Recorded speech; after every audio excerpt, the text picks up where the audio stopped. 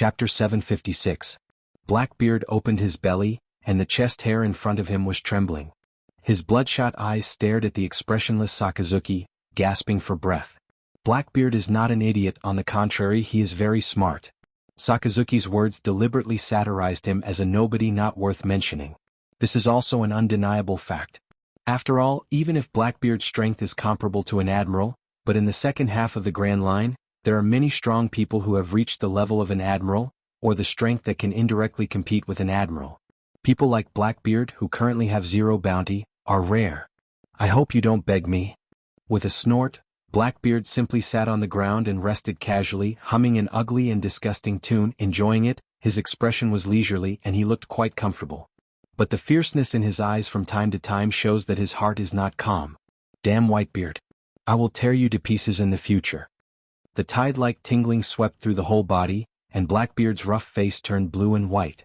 He swore in his heart that one day in the future, he must break Whitebeard's bones and scatter his ashes. Today's insults, in the final analysis, all originated from Whitebeard, especially Blackbeard, who was bruised all over, and the initiator of all this was Whitebeard. It's normal to be ignored when he came to the world government begging for Shichibukai. Hey. This is the new pirate who is about to join Shichibukai. I thought it was a great character, but it turned out to be a little-known small character. The government called us here for this kind of thing. Boring. He laughed, and the same laughter as Blackbeard came. Hearing the disdain and disappointment in the tone, Blackbeard's heart suddenly exploded, and his eyes shot a cold, murderous aura. He came to Mariewa to apply for Shichibukai, not to be ridiculed in succession. It's you? His murderous tone was filled with astonishment. It was obvious that the sudden appearance of this figure had surprised him. Then he frowned and blew out a cold breath from his mouth. Brother Doflamingo, I'm not interested in talking nonsense with you. Disdain flashed across Blackbeard's eyes as he looked at him coldly. Others might be afraid of Doflamingo, but he wasn't. Blackbeard couldn't arouse the slightest interest in such a small character. Although he also had the strength of a great general, it also meant that he would forever stop there. When Doflamingo heard this, his expression immediately turned gloomy. Doflamingo locked onto Blackbeard like a venomous snake. Never in his wildest dreams would he have expected this guy to be so arrogant. What makes Doflamingo even angrier is that Akainu and Hawkeye, as well as other Shichibukai, heard it clearly at this moment, obviously slapping his face in front of everyone. The veins on his forehead bulged continuously, as if there were worms swimming in his brain. It was extremely horrifying. You are not a Shichibukai yet. You are just a pirate with a little strength. If I kill you, I will punish evil and do good. Maybe the Marine will thank me. Doflamingo raised his thick arm, and thin lines that could not be seen by the naked eye gathered at the tip of his thumb. Bullet line. The thin line like a cannonball shot out and blasted towards Blackbeard's left eye. The method was cruel, and it was not difficult to see that Doflamingo really wanted to kill him. Insignificant skill. If you want to defeat me at this level, you still need 10 years. Just by turning his head sideways, Blackbeard easily escaped Doflamingo's attack. He raised his right hand and it turned black in an instant, erupting this terrible gravity. Just as he was about to use his ability to suck Doflamingo over and beat him up, Akainu's voice sounded. If you want to fight, this old man will not stop you, but... His cold eyes circled around Doflamingo. Blackbeard. His sharp eyes were obviously sizing up his prey. However, if you think that the price you have to pay after this is not a big deal, you can try it. After that, Akainu closed his eyes and quietly cultivated his body, holding his hands in front of him, looking as if it had nothing to do with him. Hey, this time I will give Sakazuki face. Doflamingo's raised arm also lowered, and his killing intent converged. He looked straight at Akainu's face and the evil smile became more obvious and deep. You overconfident little pawn. Glancing at Doflamingo with disdain, Blackbeard also stopped. This is the territory of the world government, and there are countless strong people hiding in the dark. It is tantamount to courting death to fight openly. Despite this, the two refused to talk about each other. This guy is stronger than me. The eyes under the glasses were shining with wisdom, and Doflamingo looked slightly surprised. The reason why he took the initiative to provoke Blackbeard was actually Dustless's order. Just by dodging at will, Doflamingo could see the strength of Blackbeard today. Blackbeard's observation haki has obviously reached the point of perfection. These days, Blackbeard has been crazily devouring ability users. It is estimated that he has devoured hundreds of kinds of ability users through the dark fruit, and this is Dustless's conservative estimate. Blackbeard has devoured a large number of ability users, so he has a lot of abilities. It is unknown how many abilities he has, but it is certain that according to Blackbeard's ambition, the more abilities he has, the more the better. If he encounters a useful ability user, it will be difficult to escape his claws. Therefore his strength has also soared rapidly, and he can only know what realm he has reached by himself. Chapter 757. Even if the two of them hadn't made any substantial progress, Doflamingo's shrewd eyes could still clearly see Blackbeard's nature. His strength had already reached the realm of perfection, and Doflamingo estimated that his chances of winning against the current Blackbeard were only 30%. But this does not mean that he is afraid of Blackbeard. Not to mention that there is Dustless's temporary protection. Mariehua will act rashly and throw herself into hell. Instead, Eagle Eye's sharp gaze was faintly discernible as it sized up Blackbeard with some curiosity. Occasionally, a thick battle intent flashed across its threatening eyes. Obviously he regards Blackbeard as a prey. Sakazuki, I hope that what the government mentioned before is a joke. Jinbe's face was gloomy like water. Whitebeard was so kind to him. Now the government is forcibly summoning Shichibukai. His heart is naturally unwilling to fight with Whitebeard. What's more, Whitebeard had once sheltered the Fishmen Island. You want to disobey? Suddenly opening his eyes, Akainu said coldly, Whitebeard will die this time. Fishman Island better not make a mistake. One wrong step and there will be no redemption. Sakazuki admitted it as a matter of course. As an iron-blooded soldier, he doesn't like to joke and hate to lie. It's his nature to be straightforward. Yes, this old man came here this time to refuse this mission. Exuding a majestic aura, Jinbe looked at Akainu's eyes and admitted frankly. Hey. Seeing this scene, Doflamingo laughed again. Although it was the same gloomy, he was obviously surprised. When it came to Mariehua, Dustless ordered White Zetsu to contact him secretly. During this period, he said that Jinbe may withdraw from Shichibukai. Doflamingo thought it was just speculation, but he didn't expect it to be true. It's incredible. Can that guy really predict the future? Doflamingo felt a chill run down his spine. Everything that had happened before was just a coincidence. It seemed like it was just his wishful thinking. Doflamingo was instinctively afraid of Dustless' ability to see the future. Being able to predict the future meant that the general development of the world was controlled by Dustless. The future development and the momentum of the world could be controlled by Dustless. This old man will go and seek an explanation from the 5 honored stars. After that, Jinbe ignored everyone and went straight to the office of the Gorosei, 5 elder stars. Seriously? Jinbe is such a troublemaker. On the majestic tall building, Dustless looked down at the crowd below. After which, he helplessly shook his head and directly walked towards the corridor in front of him. Dustless had already set up a transcription seal in Jinbe's body. At a specific time and place, it would suddenly activate, and at that time he would use unexpected means to attack Whitebeard. As for what Jinbe and Gorosei will talk about, it doesn't matter. Jinbe being a Shichibukai has nothing to do with Dustless. Creak! Pushing open the door of the conference room, a choking smell of smoke suddenly rushed into his ears and nose. Dustless frowned slightly and glanced over. The Marine's high-level officials and Gorosei, 5 elder stars, were clearly reflected in his eyes. With a slight smile, Dustless found a suitable position and sat down gently. Unlike the previous times, this time Dustless sat alone. How is Fire Fist Ace doing recently? As soon as he sat down, Fleet Admiral Sengoku couldn't wait to ask. This is his plan. Fire Fist Ace is the most important male lead. He must be alive and kicking. It's impossible to attract Whitebeard if there's a problem with Fire Fist Ace. His spirit is pretty good. I'm afraid it won't take long for him to recover. Thinking of Fire Fist Ace's recent situation, Dustless said truthfully. In fact, Dustless is deliberately delaying the time. Otherwise, with his means, he can easily cure Fire Fist Ace. The reason is just that the current execution is not good for Dustless. It will take a while, at least until he finishes all the arrangements. After destroying the Whitebeard pirates, all his former territories must be taken over by his own people. How long will it take? Sengoku's tone was a little dissatisfied. Hearing this, Dustless just shrugged helplessly and pretended to be distressed. That kid was almost crippled. When I picked him up, it was difficult for him to walk. This group of people is thanks to that bastard Blackbeard. Dustless pretended to fly into a rage out of humiliation and shamelessly pushed all the sins to Blackbeard. Blackbeard? Suddenly mentioning this character in his mind, Sengoku's expression solidified with a little caution, and his eyes were cast to the 5 old men who had always remained silent. It is the highest power in the whole world, Gorosei, 5 elder stars. The guy named Blackbeard is ambitious. He even dared to sneak attack Whitebeard. I'm afraid that he has some unknown purpose for joining Shichibukai. The Gorosei with long hair and beard pondered, looking at the boiling coffee in his hand. I always feel that Blackbeard is not a good thing. He is even more dangerous than Whitebeard. This old man is surprisingly good at reading people. Dustless can't help but nod secretly. Blackbeard is indeed better than Whitebeard. Although his strength is not as good as Whitebeard at present, it is only a matter of time before he surpasses Whitebeard in the future. And he is more sophisticated than Whitebeard. Chapter 758.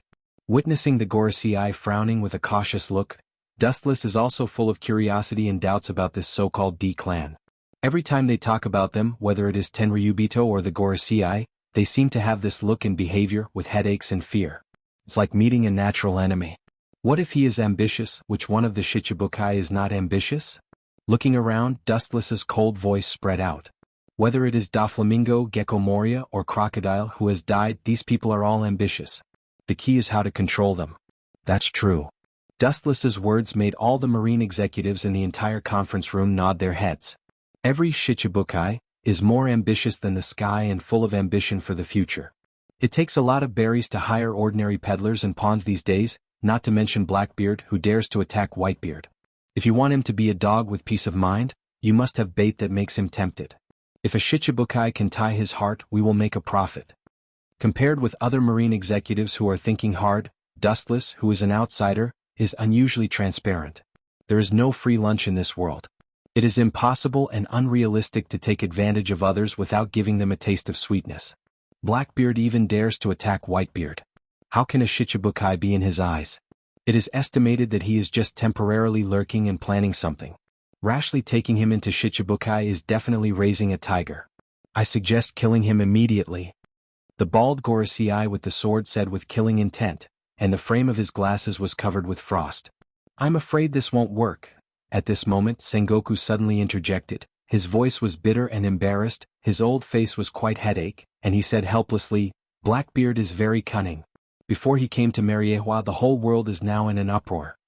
It's okay to kill Blackbeard secretly without anyone knowing. Now that the whole world knows about it, they will definitely become the laughingstock of the world if they kill him directly. The warring states can't afford to lose face, and the Navy can't afford to lose face. It's better to give him the position of Shichibukai. It's not that there are no people in the world with D and he's the only one who has reached Roger's level, and even if that Blackbeard becomes the next One Piece, so what? The red-skinned, golden-haired 5 honored stars slyly said. He calmly played with the black fountain pen in his hand, his tone light and calm. He had never heard of such a character as Blackbeard before. The other 4-5 elder stars also nodded thoughtfully. So what if there was a D in his name? There were also people with a D in their name who were good for nothings.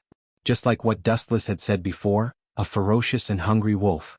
The key was how you used it. If you used it well, it would naturally be as ferocious as a tiger. If you messed it up, it would hurt others and yourself. They all seemed to be here. Akiji, who was close to the window, looked down at Shichibukai below and muttered in a low voice. Although his voice was soft, everyone present was an expert among experts. Thus they could hear him clearly.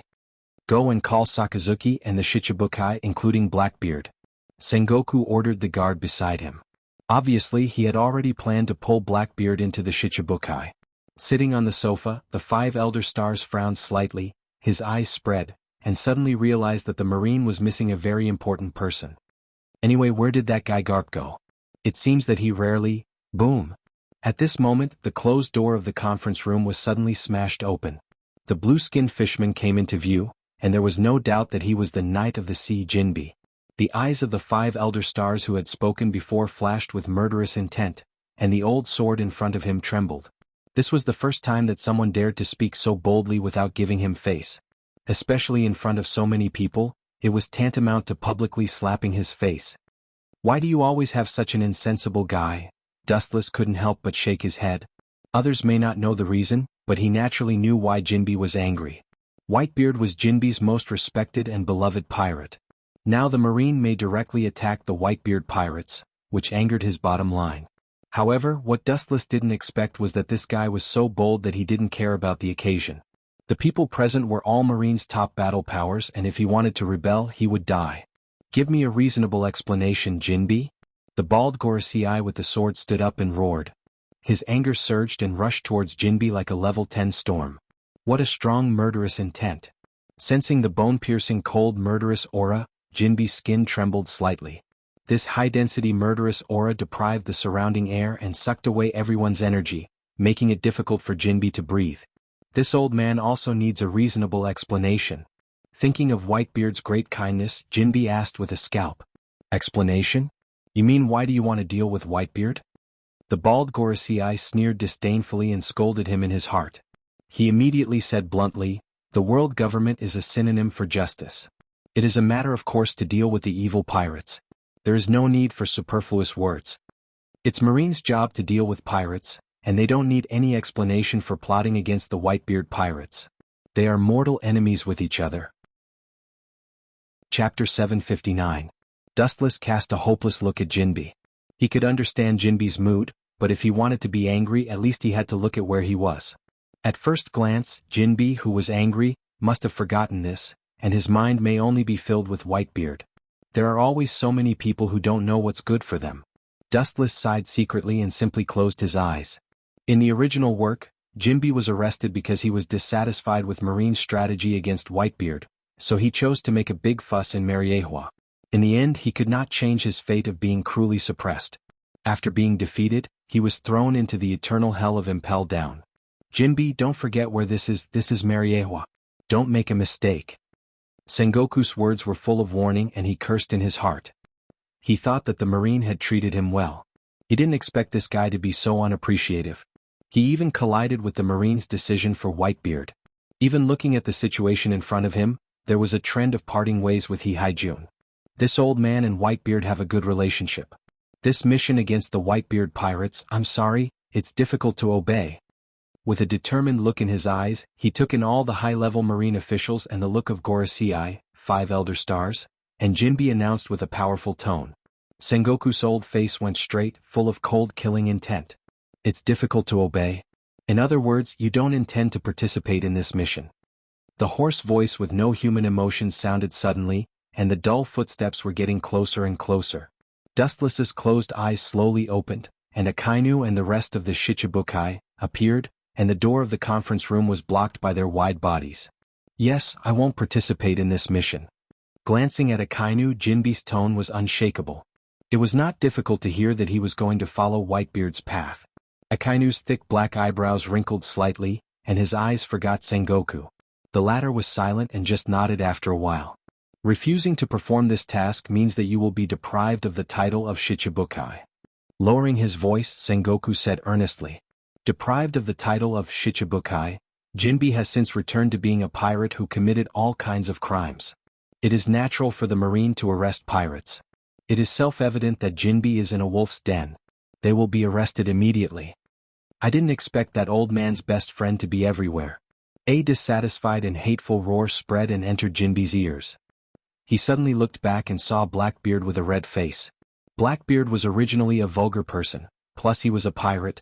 Naturally he didn't pay attention to the situation. These harsh words fell into Jinbe's ears. New hatred and old hatred superimposed, the flames in Jinbe's heart instantly increased.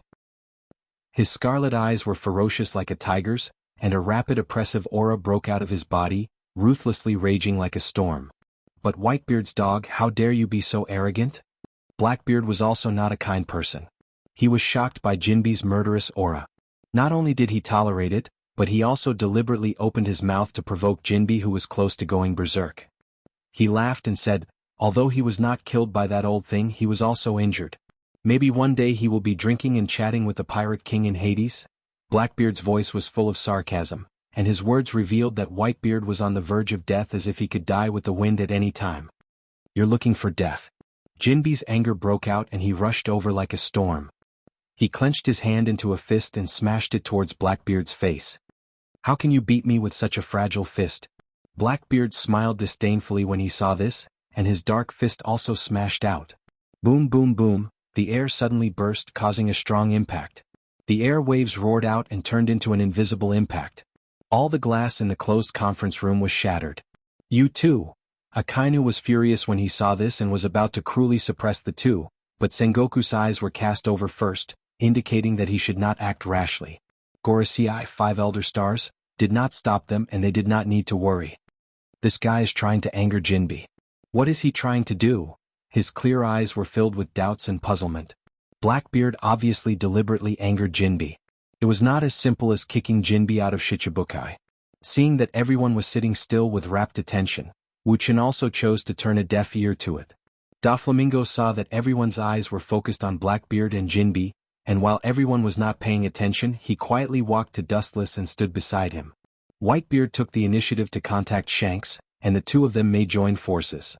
Doflamingo said in a voice that only Dustless and himself could hear. Hearing this, Dustless nodded gently. His gaze immediately fell on Blackbeard, and a look of understanding flashed in his eyes. No wonder this guy could escape from Whitebeard. He probably sold Fire Fist Ace's information to escape. Whitebeard really won't give up Fire Fist Ace. For a little devil he will break into hell. Is it better to say that his love is as deep as the sea or incurable? Dustless asked. Of course he's an idiot. With disdain on his face, Doflamingo scoffed at this. Knowing that there are tigers in the mountain, what is this if not idiotic behavior? Chapter 760. Of course he's an idiot. With disdain on his face, Doflamingo sneered at this. Knowing that there are tigers in the mountain, what is this if it's not idiotic behavior? It's not an exaggeration to use the word idiotic to describe it, at least that's what Doflamingo thinks. Dustless nodded undeniably. As the saying goes, a pitiful person must be hateful. What Doflamingo said is not unreasonable. A tall tree attracts the wind. Whitebeard is a famous figure in the world. Without this honor, the Marines' higher-ups may not do anything to him. At this moment, 5 rays of different colors suddenly appeared in Doflamingo's hand. Stop, there's no need to meddle. Seeing that Doflamingo was about to make a move, Dustless whispered in an unquestionable tone. Obviously, Blackbeard deliberately angered Knight of the Sea Jinbe. He has an unknown purpose. There's no need to make a move.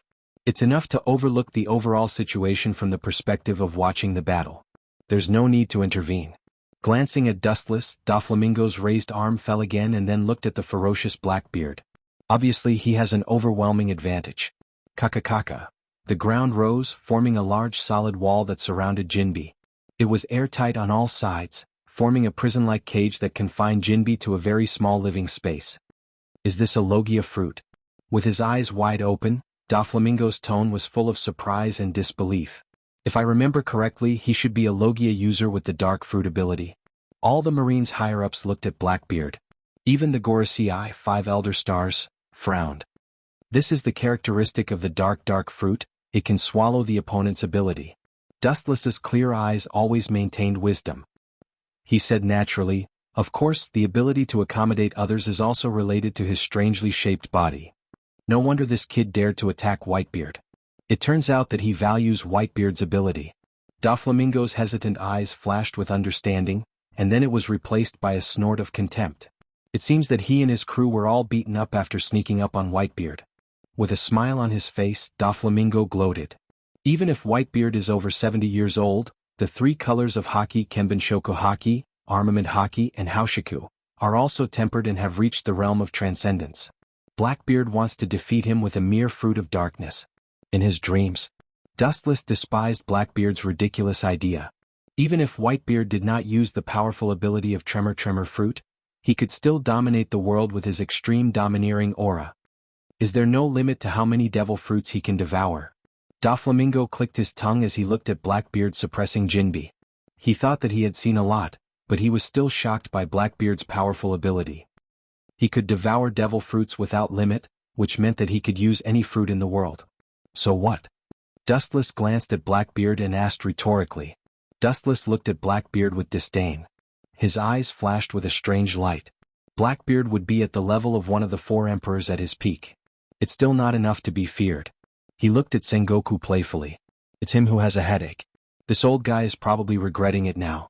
Damn bastard, I made a mistake. Sengoku's expression solidified and he stared at Blackbeard cautiously.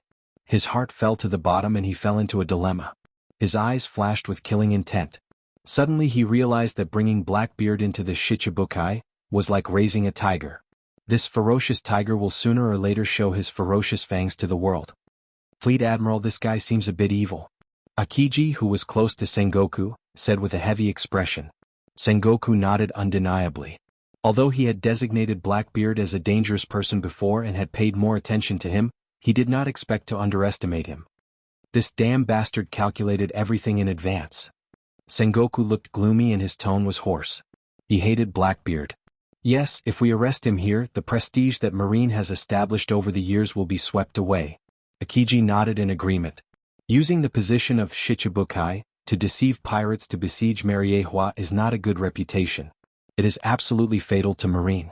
Now the whole world knows that Blackbeard was invited by Marine to Mariehua to accept the title of Shichibukai. If they take advantage of the situation to kill Blackbeard, Marine will definitely become the laughingstock of the world.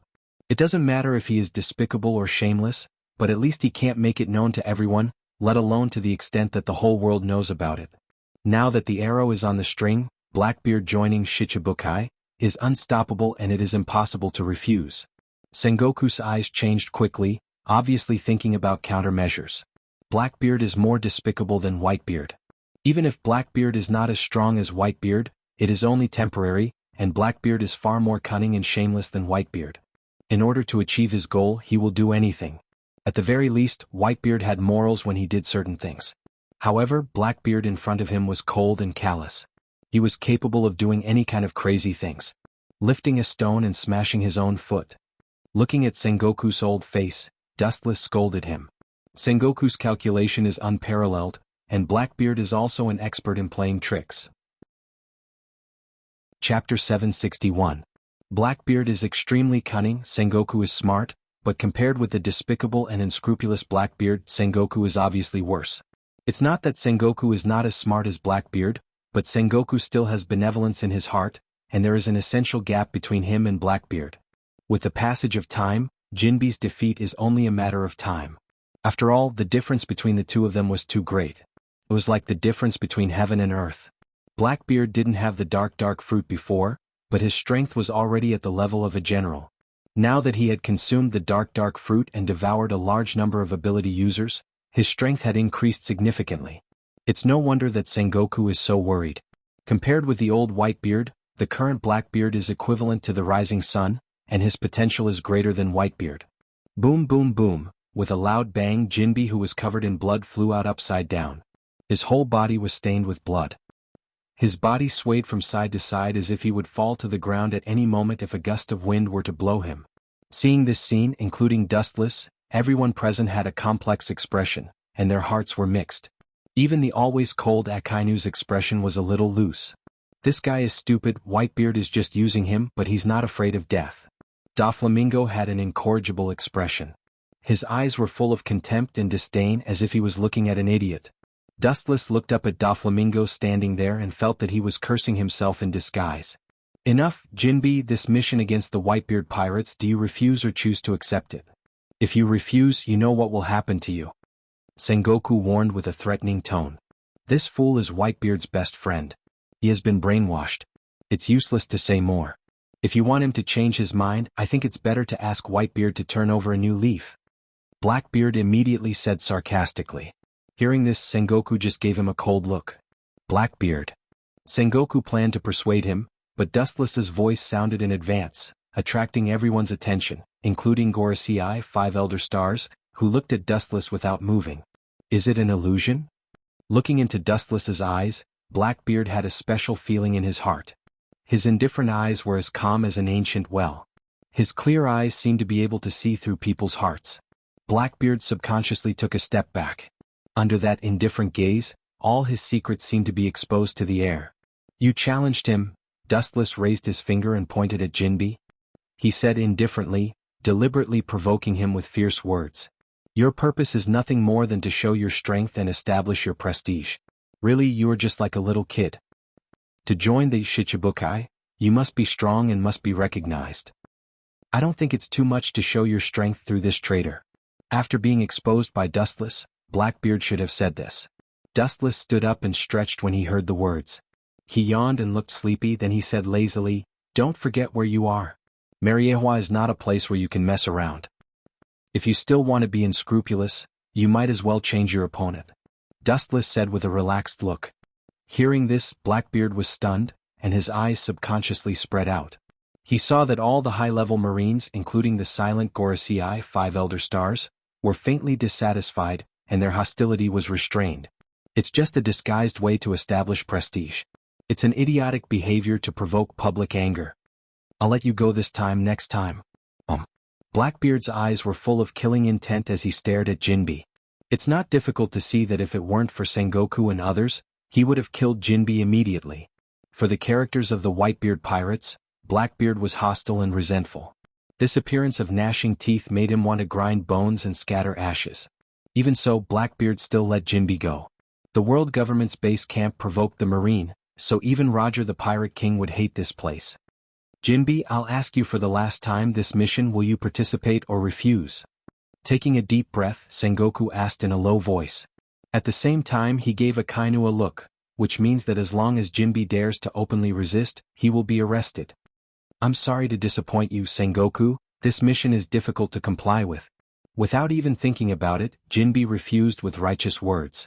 He was bleeding all over and Blackbeard was seriously injured.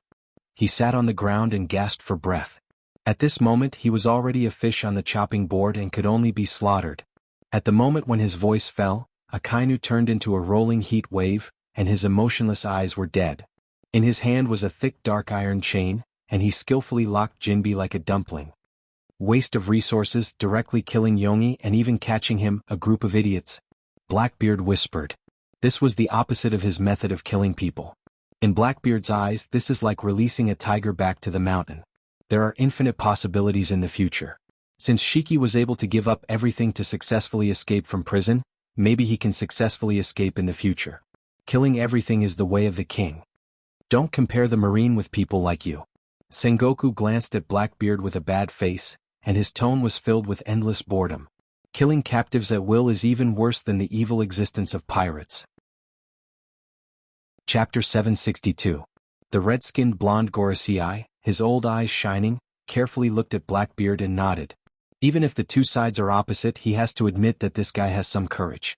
The government can promise you to become one of the Shichibukai, but I advise you to be smart and don't kill yourself. The blonde Gorosei warned with a blank face, his eyes emitted a cold air, and the deadly oppression swept out, like a storm ravaging everyone present. Everyone present clearly felt that countless sharp knives flashed on their backs, as if as long as they moved, they could poke holes all over their bodies. Every step is dangerous, and if you don't pay attention you will easily suffer fatal damage. It seems that as long as you resist, you will be killed mercilessly. Whether it is the 7 warlords of the sea, or the Marines' high-level officials, they all looked at the blonde Gorosei with fear, showing awe. The Gorosei is not only the Marines' top boss, everyone is a shocking strong man. Only Wu Chen was able to maintain a calm and collected expression. As for Blackbeard, his forehead was oozing with cold sweat, and the dense sweat slowly fell like raindrops, making his thick black hair shitty. That's for sure, I will work for the government. Patting his huge rough belly, Blackbeard vowed.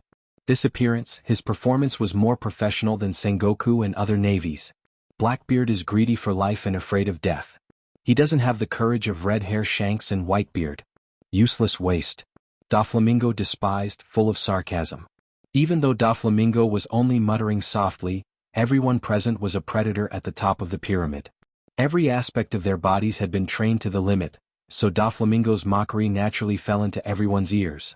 Blackbeard's face suddenly collapsed, and he stared at Doflamingo with uncertainty. Looking at Dustless beside him, his old eyes flashed with fear and deep fear. The scene of being easily crushed by Dustless, to this day, the painful haze of the past can't be waved away. Dog relying on master's power.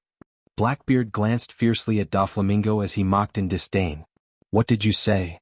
Doflamingo's face changed greatly when he heard this. He was not like Jinbe. Blackbeard's tone showed that he did not put him in his eyes at all. He was not even as good as Jinbe. You're not convinced? The corners of Blackbeard's mouth curled into a sneer as he said disdainfully. He squinted his eyes and stared at the angry Doflamingo like a hunter who had caught sight of his prey. In fact, as Doflamingo guessed, Blackbeard didn't put him in his eyes.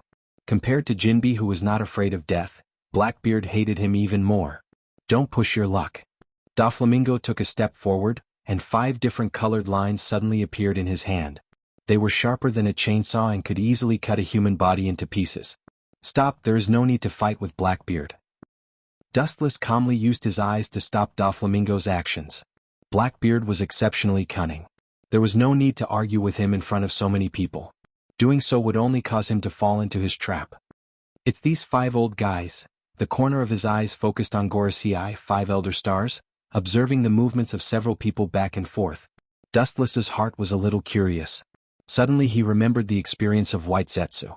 When White Zetsu spied on Gorosei, 5 elder stars, he was discovered by these 5 people. If he didn't escape in advance, he would have turned into a pair of lusts more than 10 years ago. Their strength was beyond imagination.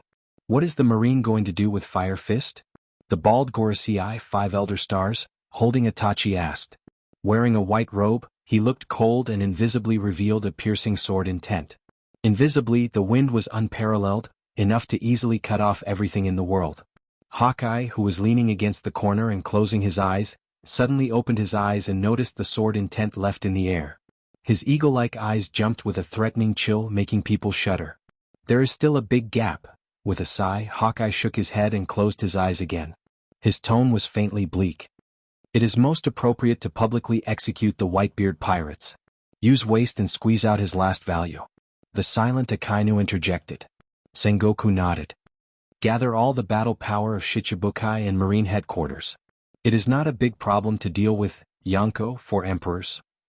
If there is no accident, Whitebeard will become history this time. Dustless always remained silent.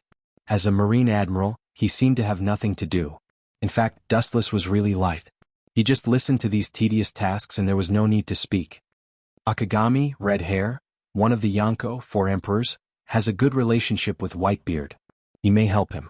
Akiji whispered, thinking of the recent information. His tone was full of caution. Hearing this, everyone frowned at the same time. 1 Yonko, 4 emperors, is enough to deal with. 2 Yonko, 4 emperors, together will trample the Marine headquarters. There is no need to worry about this.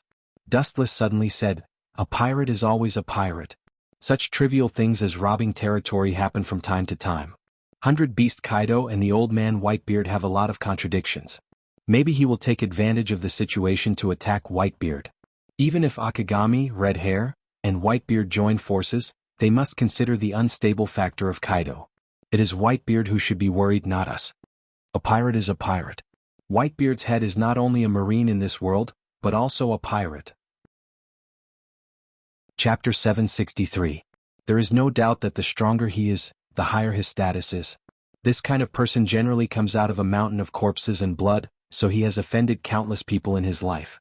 In particular, Whitebeard, a predator at the top of the food chain, had offended countless pirates. He stepped on the corpses of countless pirates to reach the peak.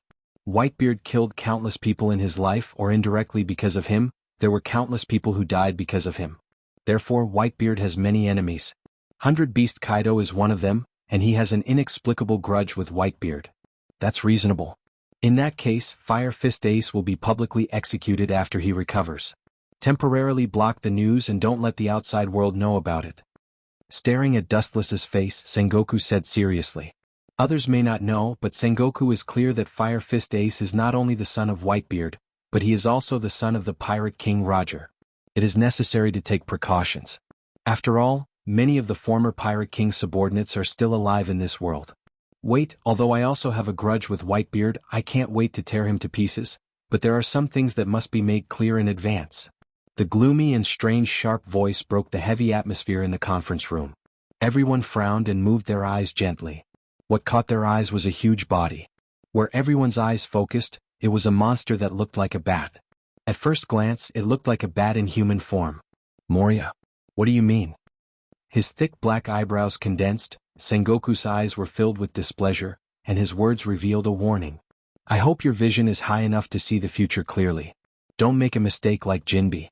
The overlord of the sea will always be the Marine. Pointing to Jinbe, who had been subdued, Sengoku's voice was hoarse. He cursed pirates in his heart. When he saw the situation was not good, he chose to slip away and retreat. A bunch of useless fools who only know how to sail with the wind. Sengoku's heart was filled with anger, and his eyes were full of flames. These so-called 7 warlords of the sea are all opportunistic scoundrels. There are very few who can be useful at critical times. It seems that Moria wants to make conditions. Dustless said as the doubts in his eyes disappeared. After thinking about it, he felt relieved. After all, he was dealing with a giant like Whitebeard. If he didn't give some benefits, who would work for him? At the same time, he gave Doflamingo a strange look. Blackbeard's pupils were also twitching. Obviously, he was also tempted. He could see through moonlight Moria's thoughts. I'm just an ordinary character, but as a Shichibukai, I have the responsibility to help the marine. But, with a sudden change of topic, Gecko Moria said, Whitebeard is not a Tom, Dick, or Harry. He deserves to be the king of the world. If you can get Bailey by killing ordinary bounty criminals, I naturally need the same thing. Pirates have always been straightforward, and Gecko Moria was not ambiguous. He directly asked Sengoku for a reward. Of course, he was not referring to Bailey. For a big pirate like Gecko Moria, Bailey is just a number and a concept. As long as he wants it, he can get it easily with a wave of his hand. The task of 7 warlords of the sea is just to cooperate with the marine. It does not mean that they are marine's subordinates. It is reasonable to ask for rewards for such a shocking task like dealing with Whitebeard. We bear the risk of a head-on confrontation with Whitebeard, and the marine must pay the price. Bartholomew Xiongzantong, who had been silent, said, This guy. It seems that it is impossible to control them by modifying their memories. Staring at the big bear who had returned to normal, Dustless was surprised. When he used his pupil to modify Ursa Major's memory, the command set in his mind was to be loyal to Dustless. However, in the end, because he obtained Vegapunk's bloodline factor, information on creating artificial demons with bloodline factor, he betrayed him to Vegapunk for human experiments. Looking at his current state, although his body has been transformed, it is obvious that he has regained his original memory. Vegapunk, that old guy, is really not simple. Staring at the big bear, Dustless felt a trace of admiration in his heart. Obviously, Vegapunk had transformed the big bear's brain, otherwise the bear would not have been able to find the memory of the past. Transvestite King Ivankov can help Durag recover his memory, which is what Dustless expected. His ability is to transform the human body, including the human brain. Of course, this transformation also comes with a price, lifespan. But Vegapunk has transformed the brain by scientific means, relying on his own knowledge. He has some ability.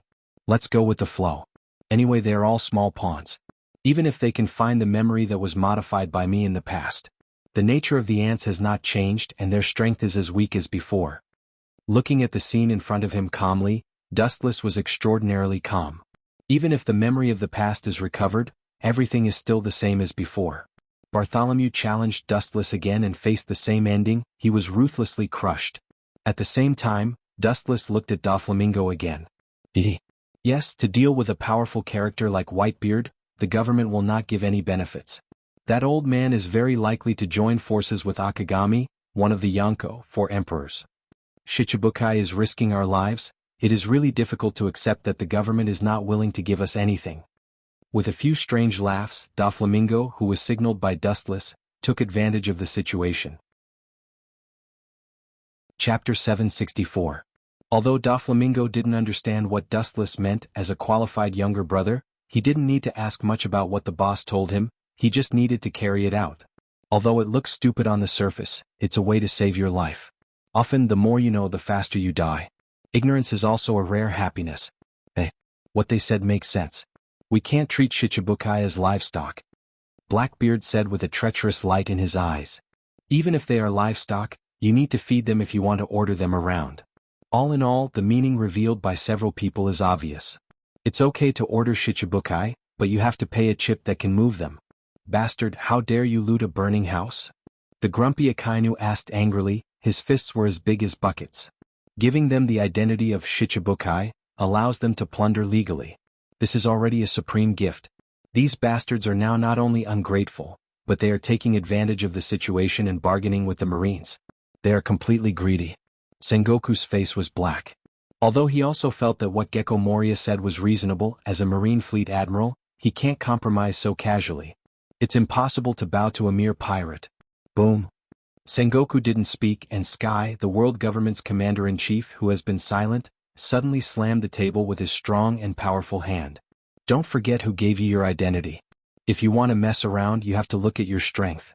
Do you think that without the help of Shichibukai the Marine can't execute Whitebeard? This kind of naive fantasy, the old man advises you to extinguish it quickly.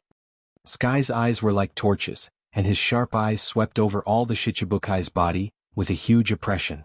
Sky is the most senior figure in the Marine, there is no one like him. In Roger's era he was a Marine fleet admiral, and at that time, Sengoku and Garp were only admirals and vice-admirals. Sky has a majestic momentum, as vast as the sea, as boundless as the ocean, the vigorous atmosphere of the battlefield. Even Hawkeye frowned slightly, and his eyes flashed with fear. This former Marine fleet admiral whose age was comparable to Whitebeard made everyone's heart covered with a layer of dark clouds. A starving camel is still bigger than a horse. Even if he is over 70 years old, his strength should be about the same as Whitebeard's. Dustless secretly guessed as he stared at the unfathomable commander-in-chief Kong. Kong's face was rosy. Although he was as old as Whitebeard, his spirit was abnormally full. Compared to the dispirited spirit, the aged Whitebeard had an essential difference. If all the Shichibukai go on strike, even if your Marine can defeat Whitebeard, the price you will pay in the end will be painful. Blackbeard smiled, and the threat in his tone was obvious. There's no need to haggle over such a trivial matter. If you have any requests, just state them. The 5 honored stars with a scar on his forehead waved his hand and put on a rich and overbearing appearance. If you want to impress the pirates, you must pay an equal price. Otherwise, it is impossible to expect this group of desperados to work for you. After Whitebeard is killed, I need his body. Gecko Moria said fanatically. Hearing this, Wu Qin glanced at the excited Moria and suddenly felt that this guy was like an idiot. This kind of thing should be destroyed by the government rather than given to him casually. However, since the 5 honored stars chose to give up, Dustless will naturally not let go of such a good opportunity to rob. It's not too late to say your conditions later. What about the whereabouts of Nico Robin? The Gorosei 5 elder stars, with long hair and beard, were dissatisfied. He looked at Akiji with dissatisfaction. After escaping from Crocodile's hands, she seemed to have disappeared without a trace. I need a reasonable explanation, Kazan. Hearing this, Akiji's face flashed with embarrassment. He was responsible for Nico Robin's affairs. After the last time they went to Alabasta, Nico Robin disappeared. Sorry, last time she escaped there was no trace. It is estimated that Nico Robin should have joined the Straw Hat Pirates. Akiji said helplessly. If I didn't guess wrong, the next stop of the Straw Hat Pirates is Water 7. Akiji's eyes flashed with a cold light. At that time I will arrest her myself. Somewhere on an island in the New World. Next to a sunny island, the Akagami, red hair, pirates were temporarily cultivating here. Akagami, red hair, Shanks was used to wandering around and had no special island as a base. Wandering the 4 seas, wandering to the ends of the world, anywhere could be home. This era has gone berserk. Under the dense coconut trees, Ben Beckman sighed. His eyes were hesitant and he was deeply uneasy about the future. It may be a trap, but Whitebeard has to drill into it. It's not a possibility, it's a certainty. Blocking the dazzling sun with his hands, Akagami, red hair, Shanks sighed with his head down. Should we agree to join forces with Whitebeard? Ben Beckman stared at the hesitant Akagami, red hair, Shanks, and said in a deep voice, from the vice-captain's point of view, I personally do not agree with joining forces with the Whitebeard pirates. You know that man's strength is like a bottomless pit. Beckman said gloomily. Akagami, red hair, Shanks remained calm. He had expected Beckman's attitude. To be fair, he was also a little overwhelmed at this time. But some things can't be avoided. Chapter 765. The red-haired Shanks heaved a long sigh. He looked up at the warm sunlight and felt helpless. Some people were just like the stars in the sky. It was not as simple as hard work to be on par with them. Sometimes Whitebeard is like a child who hasn't grown up. Beckman sighed, knowing that the Marine headquarters is a trap, but he still intends to break in. He's no different from a willful child. No, maybe he's not even as good as a child. At least a child will be frightened and obey discipline. Do you think people like Whitebeard will obey the discipline of others? Red-haired Shanks smiled bitterly. Obviously he was trying to find joy in his bitterness. That's right. Beckman shook his head. Whitebeard won't obey discipline. Whitebeard's stubborn character is known all over the world. It's impossible for him to abandon his ideas and obey others. In a way, it's because of his stubbornness and lack of flexibility that led to the current tragedy. Whitebeard doesn't understand this truth. There is no retreat in his dictionary of life. Shanks. Moving his mouth, Beckman looked at the red-haired Shanks, whose expression was constantly changing. He could empathize with the red-haired Shanks, and he knew that the latter was suffering. He couldn't ignore Fire Fist Ace. After all, he was Roger's former crew member, and Roger's kindness to him was as heavy as a mountain. Red Hair Shanks couldn't ignore the fact that the son of his benefactor was in a hopeless situation. In fact, it's better to join forces with the Whitebeard pirates. We have a detailed plan. Maybe we can have unexpected results. Staring at Shanks's firm eyes, Beckman finally chose to give in. If he was the captain, he would definitely end this cooperation. Only a hothead would do something like walking right into a trap. You didn't stop me? Looking at Beckman in surprise, Shanks was surprised. In his heart, Beckman has always been a serious and unsmiling person. Once he thinks that the mission is hopeless, he will refuse without hesitation and will never give in. Beckman looked at Red Hair Shanks and said with a rare tone of sadness, "If I stop you and you listen to my orders, I will stop you." Beckman said as the captain of the Akagami, Red Hair, Pirates was Akagami, Red Hair, and it was useless to stop him. Moreover, just like what the red-haired man had said, there were some things that could not be avoided. Even if they retreated to the ends of the earth, they would not be of much use. What was to come would come, and there was no way to avoid it. "Looks like you've already made your choice." An unfamiliar figure suddenly appeared in Beckman and the red-haired Shanks' line of sight. This person was clearly not the red-haired sneaky spy, and his face was unfamiliar to them. "Marco, it's rude to eavesdrop on other people's conversations." Seeing Marco appear, Beckman said indifferently. The red-haired man, on the other hand, had an indifferent look on his face. His eyes glowed with an awe-inspiring light, silently telling everyone that everything was under his control. It was obvious that he had been aware of Marco's existence for a long time. The previous conversation was obviously deliberately exposed to Marco so that they could deepen the connection between them. "I believe that our cooperation will be very pleasant." Marco smiled politely. "I hope so." Compared to the cautious red-haired Shanks, Marco's expression was much more optimistic, which reduced the tense atmosphere and dispelled the oppressive environment. However, no one could see the smile in Marco's eyes. "You secretly lurked from the Whitebeard pirates, it shouldn't be just to eavesdrop on us," Beckman said meaningfully. "That's for sure, I also came with my father's perfect plan. In fact, this time it's far more than just the Whitebeard pirates and the Akagami pirates joining forces. There are other big forces joining, pirates who hate the Marine or indirectly hate the government.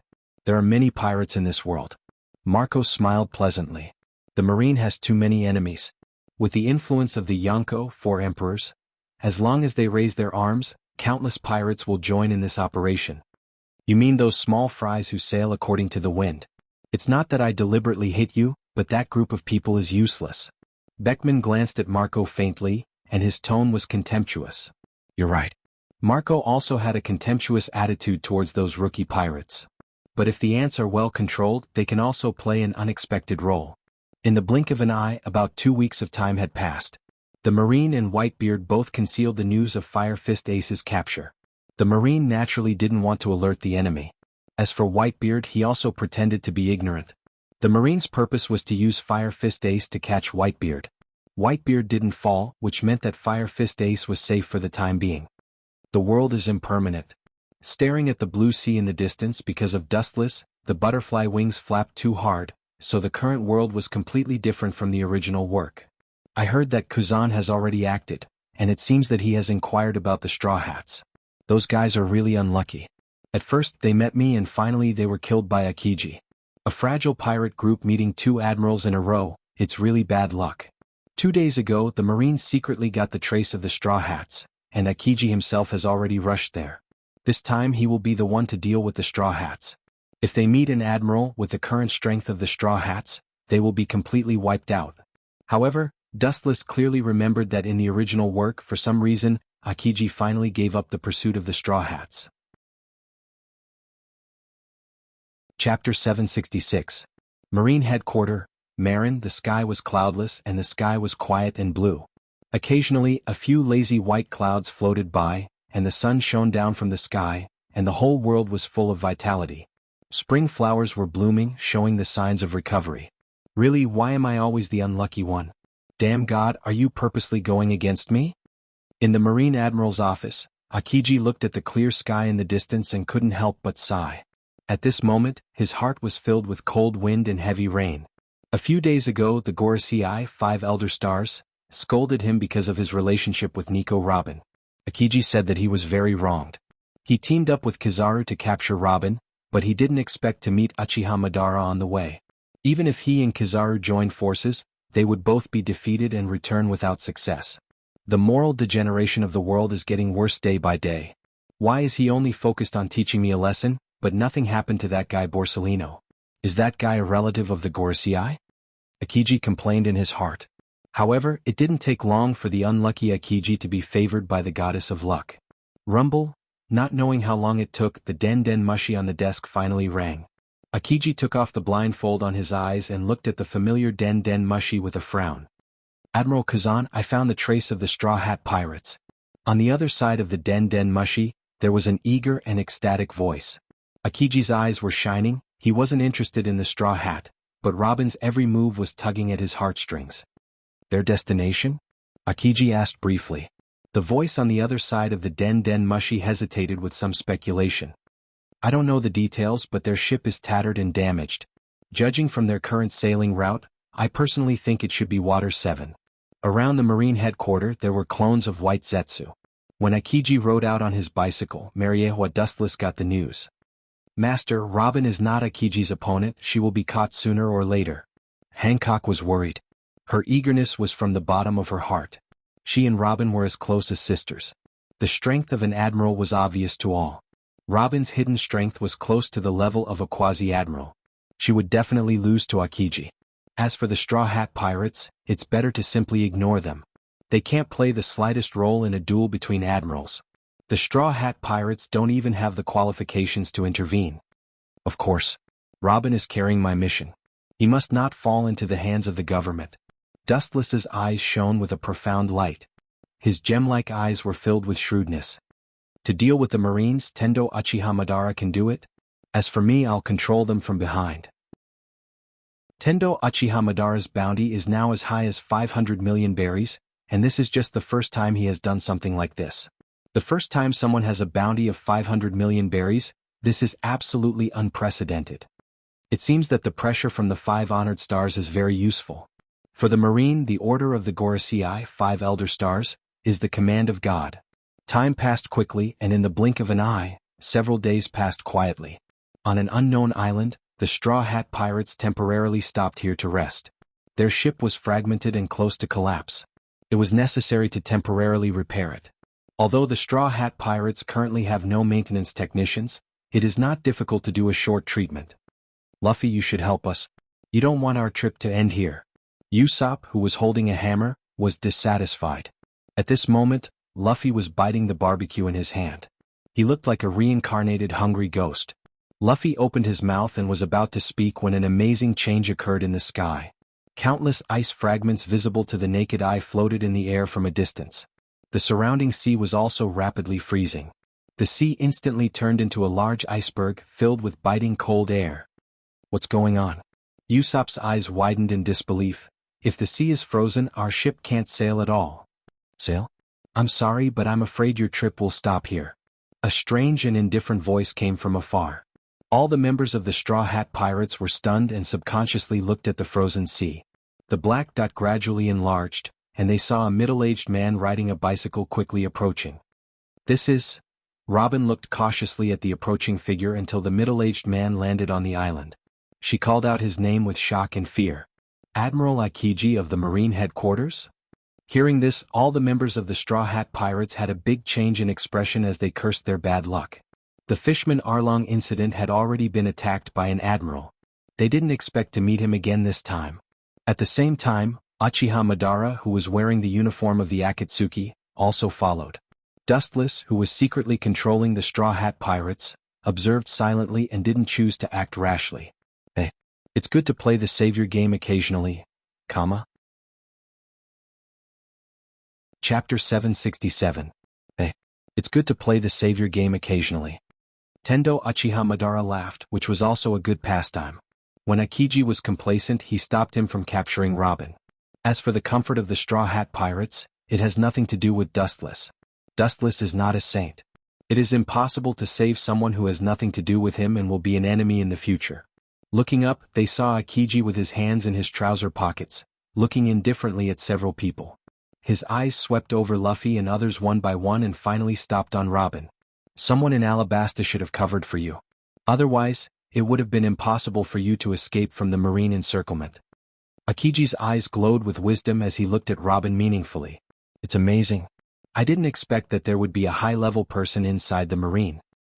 This guy who looks like a chicken is quite smart. Dustless, who was far away in Mariehua, nodded secretly.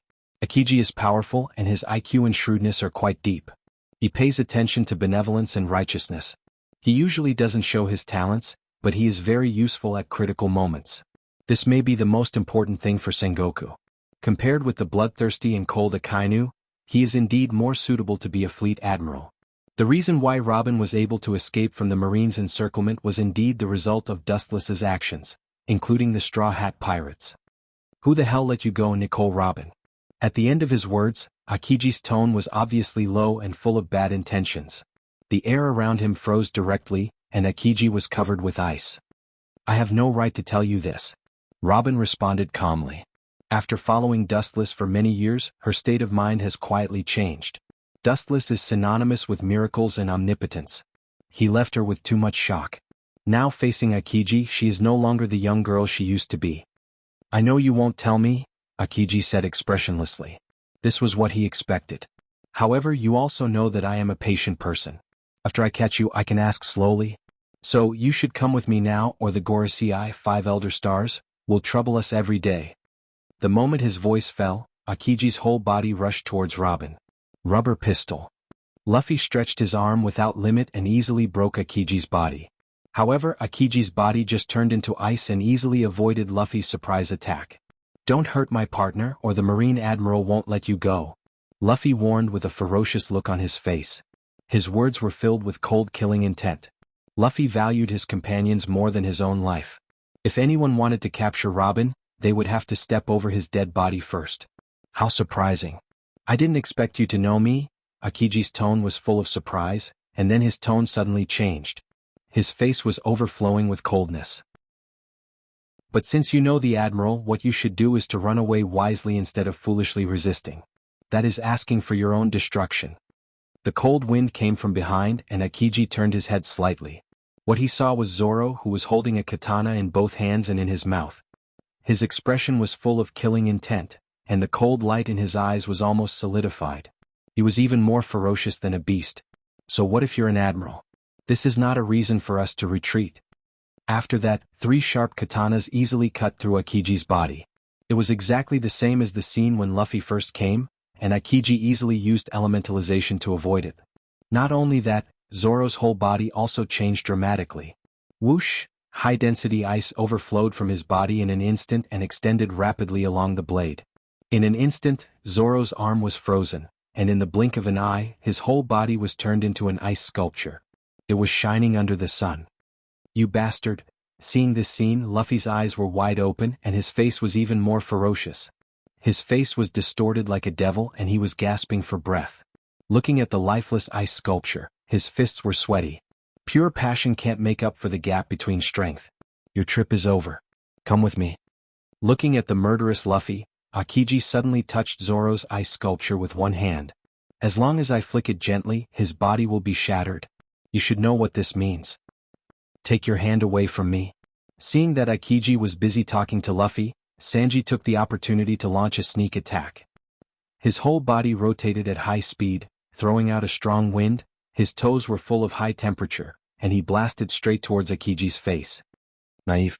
I said before that naivety can't change the gap between us. Now it seems that you didn't listen. Akiji's lazy expression flashed. He raised his right arm and aimed at Sanji's direction. Suddenly, a piercing icicle stretched out as fast as lightning and swallowed Sanji almost in the blink of an eye. The ending was the same as Zoro, he was turned into an ice sculpture. Do you see the reality, Straw Hat Luffy and Nico Robin? With his hands back in his trouser pockets again, Akiji asked with a relaxed look, as if he had done something not worth mentioning. He shrugged his stiff shoulders and there was a crackling sound of bones. He quietly said that Zoro and Sanji were not even qualified to move his body. It was just a trivial dessert before the big meal. Chapter 768. Akiji looked at Luffy calmly. His face was extremely serene, even a little lazy, and his eyes were sleepy as if he had just woken up. Blatant disdain and disdain. Don't make a scary expression. I'm not Sakazuki and I won't kill you, so come back to Impel Down with me. This way you can avoid some physical pain. Akiji is as light as a panacea, making people involuntarily feel at ease and alert, obeying him. Maybe an ordinary person would have stopped resisting. However, Manchidi, Luffy is not a trash pirate. His will has been tempered thousands of times, and it is impossible for him to be deceived by Akiji's words. Boom. Rubber's body easily penetrated Akiji, and Luffy rejected Akiji with his actions. You hurt my companions, I will not let you go. Staring at the frozen Sanji and Zoro, Luffy's eyes were firm and unshakable. They had promised to pursue their dreams together, and Luffy would never abandon his companions and go far away. Are you really a captain? It's surprising. Akiji's lazy face showed surprise, and he immediately looked at the ice sculptures of Sanji and Zoro. I thought they were both smart people and the captain they chose should also be extremely wise, but I'm sorry. I don't see any wisdom in them, they even look like a hothead. As a captain, wisdom is very important. When encountering a marine admiral, 99% of pirate captains will choose to escape. Only Luffy chose to continue fighting. Akiji can't help but shake his head at this. It's really stupid. In that case, I can only solve you first. The frivolity on his face was replaced by seriousness, and Akiji's arm once again burst out of frozen ice, sharp as a knife. Even if the rubber man was stabbed, it would be unbearable. His dark eyes overflowed with cold air, and with a whoosh, Akiji rushed head-on. Rubber machine gun. Countless fists hit Akiji's body, and the number of fists was as dense as a rain of bullets, and Akiji was swallowed up. Any living being that was hit by this fist would be severely injured. Inherited Hope's attack didn't have much effect. It didn't even touch Akiji's body. Akiji was safe and sound as he rushed to Luffy. Bang! His powerful right arm easily grabbed Luffy's head, and then effortlessly pressed him to the ground. Are you sober now? This is the difference between us. Hot-bloodedness is of no use. At the same time, Akiji's big hand that grabbed Luffy's head suddenly emitted cold icicles, which spread toward Luffy's whole body. Ka. Luffy was obviously not willing to admit defeat. He shook his body violently, and cracks appeared on the ice that froze his body. Carefully observing the broken ice, Akiji's expression gradually turned cold, and he lost his playful mood. An ice arm that was several times colder than before flew out quickly. Frozen moment. As Akiji's voice fell, Luffy turned into a perfect ice sculpture in the blink of an eye. The three main forces of the Straw Hat Pirates were easily defeated in less than a minute. Gulp. Usopp and Nami stared at the scene in front of them, including the ship Dr. Chopper. The eyes of the three were empty and confused. They were obviously full of confusion about the future and despair about the cruel reality in front of them. The chill in the air made them shiver. I'm coming to free you. Akiji glanced at Usopp and the other two. In the next second, countless ice layers spread under Akiji's feet and swallowed the three. They couldn't escape the fate of becoming ice sculptures. In the face of absolute strength, any resistance is useless. Now you are the only one left. Nico Robin, you are a smart person. I hope you don't do the same stupid thing. Otherwise, I will also turn you into an ice sculpture. Akiji moved his sore neck and the ice on his body disappeared. I'm sorry to disappoint you. Perhaps it's because of their influence that my way of thinking has become stubborn. It's hard for me to just wait for you to capture me. Robin laughed confidently as he took off the backpack behind him. Want her to surrender to Akiji? Daydreaming. With a stiff expression, Akiji looked at Nico Robin in surprise. He didn't expect her character to become so doomed. In that case, then I can only be a good teacher and teach you a lesson. Akiji's body disappeared as if it was transparent, and there was no breath left. The gap is really too big. Behind Robin, Qingji's body condensed without anyone noticing. He sized up Robin, who was unaware of his existence, with an expressionless face. Immediately he stretched out his arm, intending to freeze Robin. However, she turned her head in a strange manner. Her fragile white fist directly punched towards Qingji. You found me? Akiji's eyes flashed with surprise. He didn't expect Robin to find his existence. His eyes immediately returned to calmness again. What can you do if you find me? You don't have armament hockey. You can't hit me. The moment the fist touched Akiji, it suddenly turned black and Akiji was blown away in an instant. Chapter 769. There are no special requirements for learning armament hockey, but the physical requirements are extremely strict. A thin woman like Robin has a small chance of learning it. And Robin focuses on archaeological work. She shouldn't have extra time to improve her strength, let alone learn armament hockey. According to Robin's skillful skills, she should have learned it in more than 1 or 2 years. Boom. Akiji, who was caught off guard, was blown away. The fist that looked weak was filled with explosive power, forcing Akiji to retreat again and again, leaving a long and narrow ditch on the ground. The two sides were 10 or 20 meters apart. It's incredible. It was just my personal speculation before, but now it seems that my fantasy is true. Wiping the blood from the corner of his mouth, Akiji frowned. The power of this punch was enough to threaten him, and this may not be Robin's full strength. Your captain. Pointing to Luffy, who was frozen into an ice sculpture, Akiji said, "These people don't know hockey, but you are an exception. My previous speculation has become a fact. You can learn armament hockey. Obviously, someone taught you and your strength is not bad. Maybe it was a high-level Marine who taught you. Armament hockey has no age limit. If you want to explore it by yourself, it will take at least 5 or 6 years or even longer. Robin's progress is so fast that someone must be teaching her. I have no right to tell you this." Robin kept her mouth shut. The only person who taught her hockey was Dustless. You are obviously the strongest among these guys. But you are willing to be an ordinary crew member. It seems that you have a hidden purpose. Akiji began to think about Robin's purpose. All of this is too abnormal. It can't be a coincidence. First of all, it is very unusual for her to use armament hockey. Second, the undercover Straw Hat Pirates are even more confusing. Who taught you hockey? Not only armament hockey, but also Kenbun Shoko hockey. Akiji, who was thinking hard, changed the topic. Just now, Robin suddenly discovered his existence. It was not a simple coincidence. It was obviously Kenbun Shoko hockey. I have said no comment. Robin's tone was cold, completely different from her previous gentle self. After taking off her disguise, she was unapproachable. I know that the person who taught me how to be domineering won't do you any good. After understanding him, you'll only feel more despair. You know, I never joke. I haven't seen you for a few years, but your eloquence has improved by leaps and bounds. You're completely different from the little girl who used to be submissive, Akiji said in a deep voice. His tone was obviously regretful. If he could have killed Robin or brought her directly back to the Marine headquarters, none of this would have happened today. However, staring at Robin's black fist, Akiji said disapprovingly, "It's impossible for you to defeat me with your strength. No, you might not even have the strength to protect yourself." Qingji said with a cold look in his eyes. The surrounding islands were deserted. It was an endless plain. There were almost no obstacles to avoid, and the nearby sea was frozen by Akiji. The chance of escaping was zero. With a light shake of his arms, the surrounding cold air madly condensed, and a large ice bird rapidly took shape. Ice block, stormy pheasant beak. The moment Akiji's voice fell, the ice bird took shape in an instant. It was full of vitality, and it shook its 2 wings vigorously. Yum! The giant ice bird let out a clear cry and flew straight into the blue sky. After circling for a while, its sharp eyes examined Robin, as if it was searching for her weakness. Then with a whoosh the giant ice bird swooped down. How can this fragile ice dregs work? Fearlessly staring at the falling ice bird, Robin's beautiful eyes burned with a burning desire to fight. The big bird opened its sharp mouth and was about to swallow Robin, but she easily dodged it. Then her fist rose from the ground and hit the ice bird. Kakaka! Numerous cracks appeared on the frozen body.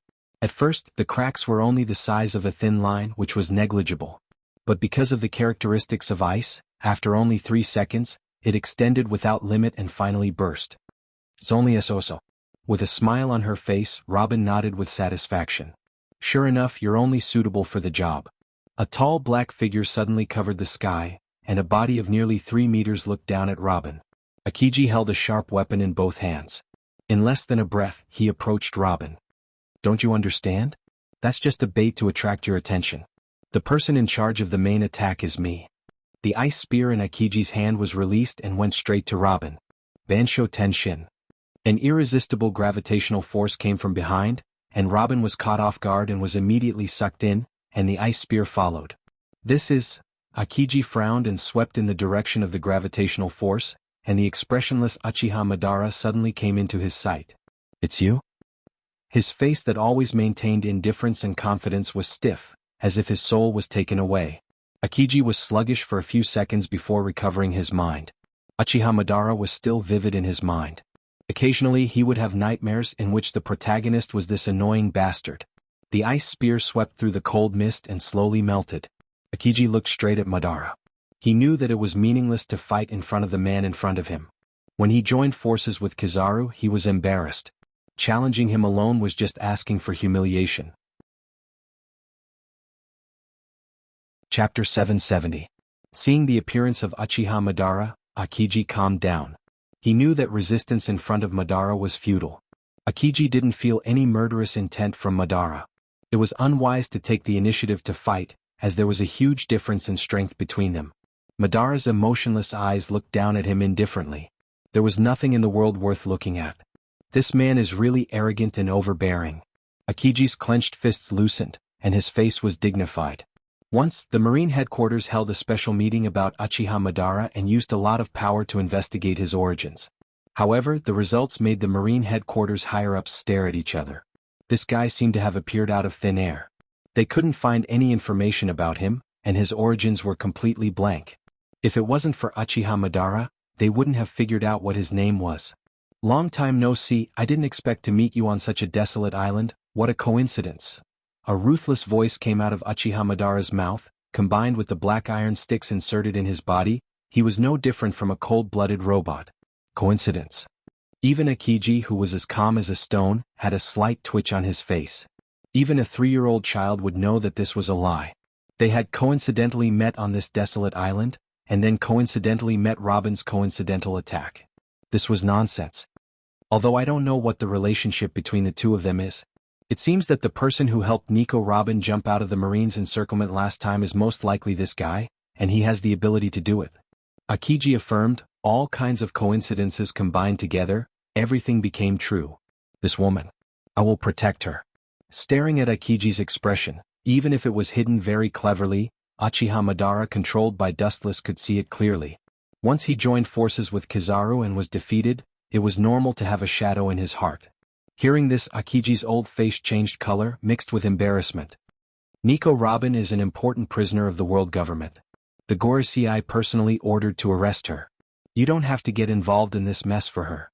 Akiji reminded him out of good intentions. The threat and warning in his tone were also very clear. No matter what means he used, Akiji was also forced to helplessly. The Gorosei, 5 Elder Stars, repeatedly urged him to find Nico Robin. Now that the cooked duck is about to disappear again, how can he be reconciled? However, the enemy in front of him was extraordinary, and it was useless to make a move. Akiji could only use this plan to suppress Uchiha Madara with the terrifying reputation of the Gorosei, hoping that he would wisely give up and wisely return Robin. 5 Elder Stars? Unless they come in person, you can't take her away. Pointing at Nico Robin expressionlessly, Uchiha Madara's cold voice was unquestionable. Is there no room for retreat? Akiji was helpless and disappointed. This was also within his expectations. Wanting to deceive Robin with just a few words of threat was a daydream. Dustless was also a figure who had lived for more than half a century. How could he be scared by Akiji? Taking a deep look at Nico Robin, Akiji rode the bicycle again and slipped away. Every minute he spent with Uchiha Madara made him feel suffocated. Master, is it really okay to let Akiji go like this? Nico Robin asked anxiously, looking at the indifferent Uchiha Madara. Dustless, who was far away in Mariehua, just smiled lightly. Uchiha Madara said, Do you want to kill him? This is not the case. Asked by Dustless, Nico Robin was speechless. The impact of killing Akiji on the world was self-evident. I'm afraid that the Straw Hat Pirates will be hunted down by the Marine in the future. Killing Akiji is not good for the time being, but it will cause countless troubles. Robin won't be able to safely interpret the poneglyph in the future, and Dustless won't get what he wants. It's completely tantamount to lifting a stone to his own feet. The loss outweighs the gain. Akiji should be restrained in the future. At least he won't embarrass you by himself. Uchiha Madara's tone was very positive, and at the same time he looked at the frozen Straw Hat Pirates and couldn't help but feel sad and sympathetic for this group of guys. As for killing Akiji, there is no need to kill him now. Living people are more valuable.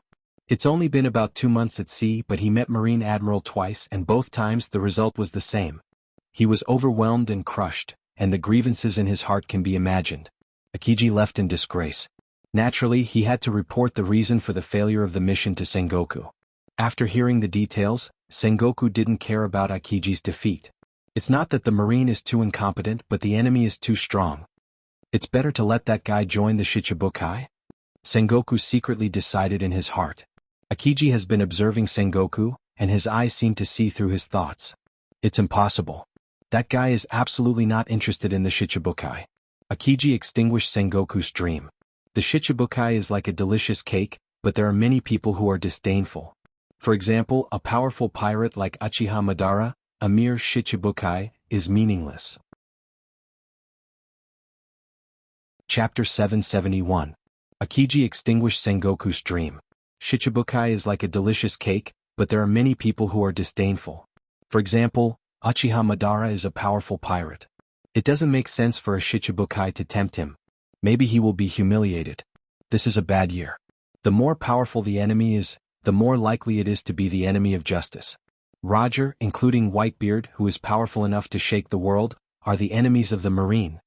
Sengoku said with a tone full of strong unwillingness. Sengoku's low roar contained a struggle. With a bang, he slammed his hands on the desk to vent all kinds of negative emotions in his heart. It seems that only by doing this can Sengoku's devastated heart feel better. D-like enemies always seem to be on the opposite side of the Marine. Nico Robin is very important. We can't turn a blind eye to it. When it comes to the bottom line, the Marine must not back down. Sengoku's face glowed with dazzling brilliance and he said decisively, "We really shouldn't back down." Akiji also nodded and agreed with Sengoku's idea. It's not that the Marine is stingy. If Nico Robin is really a pawn, the Marine will let it go, but she is the only person in the world who has solved the Poneglyph. The most fatal thing is that it also contains the whereabouts of ancient weapons. Sengoku certainly can't be indifferent. I have ordered the CP9 lurking in Water 7 to wait for the right opportunity to capture Nico Robin. Akiji's tone was full of determination. And I have given the golden Den Den Mushi to Spandam. Once something unexpected happens, it will immediately launch the Demon Slayer order. Contrary to the middle-aged uncle who always had a warm smile on his face, at this moment, Akiji has a new style of his admiral. Sengoku raised his eyebrows slightly and looked at Akiji in surprise. He obviously read the meaning of caution in Akiji's eyes. Nico Robin is just a little girl with no strength. The original bounty of 81 million berries is not worthy of the name. When Nico Robin was less than 10 years old, the bounty of 81 million berries was not because of her strength, but because of her particularity. After all, she was the only human in the world who could decipher the Poneglyph. I'm sorry to disappoint you, Fleet Admiral. I have to remind you that was before. Hearing this, Akiji suddenly smiled and subconsciously touched his slightly red and swollen left face. He could still feel a tingling pain left by Nico Robin. Nico Robin is not what she used to be. The CP9 is her opponent. I hope they will not be annihilated. But, hearing Akiji's complicated sigh, Sengoku was slightly stunned. He immediately stared at the red and swollen face of Akiji and understood what he meant. On an unknown island, Uchiha Madara had already left, leaving only Nico Robin here. Her next job was to wait for these ice sculptures to melt.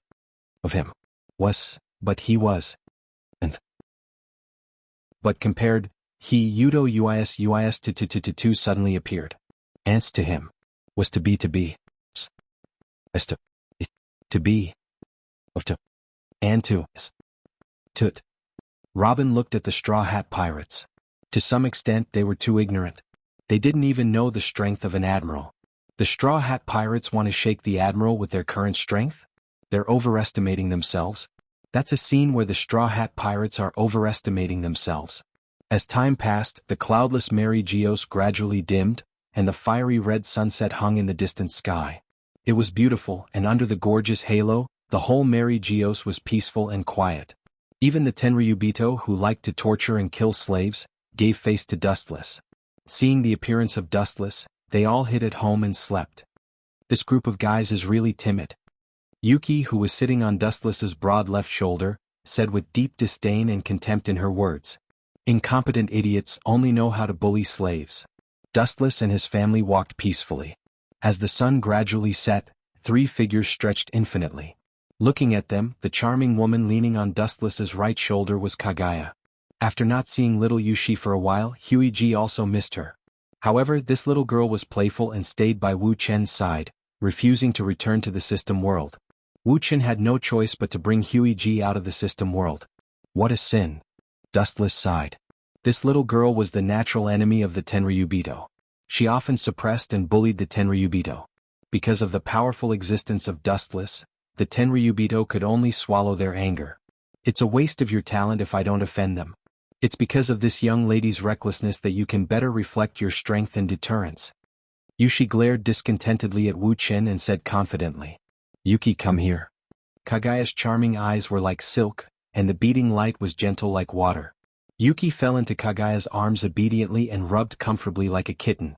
It's much more comfortable than smelly father. Yuki enjoyed it and arched her head, squinting her crescent moon, and her face was intoxicated. Dustless's mouth twitched fiercely, and he looked at Kagaya with hopeful eyes. He expected her to teach Yuki a lesson, but her words directly made Dustless vomit blood. What you said just now is right. A mere Tenryubito is insignificant. Do what you should do, don't worry about them. Chapter 772. Dustless's old face turned green.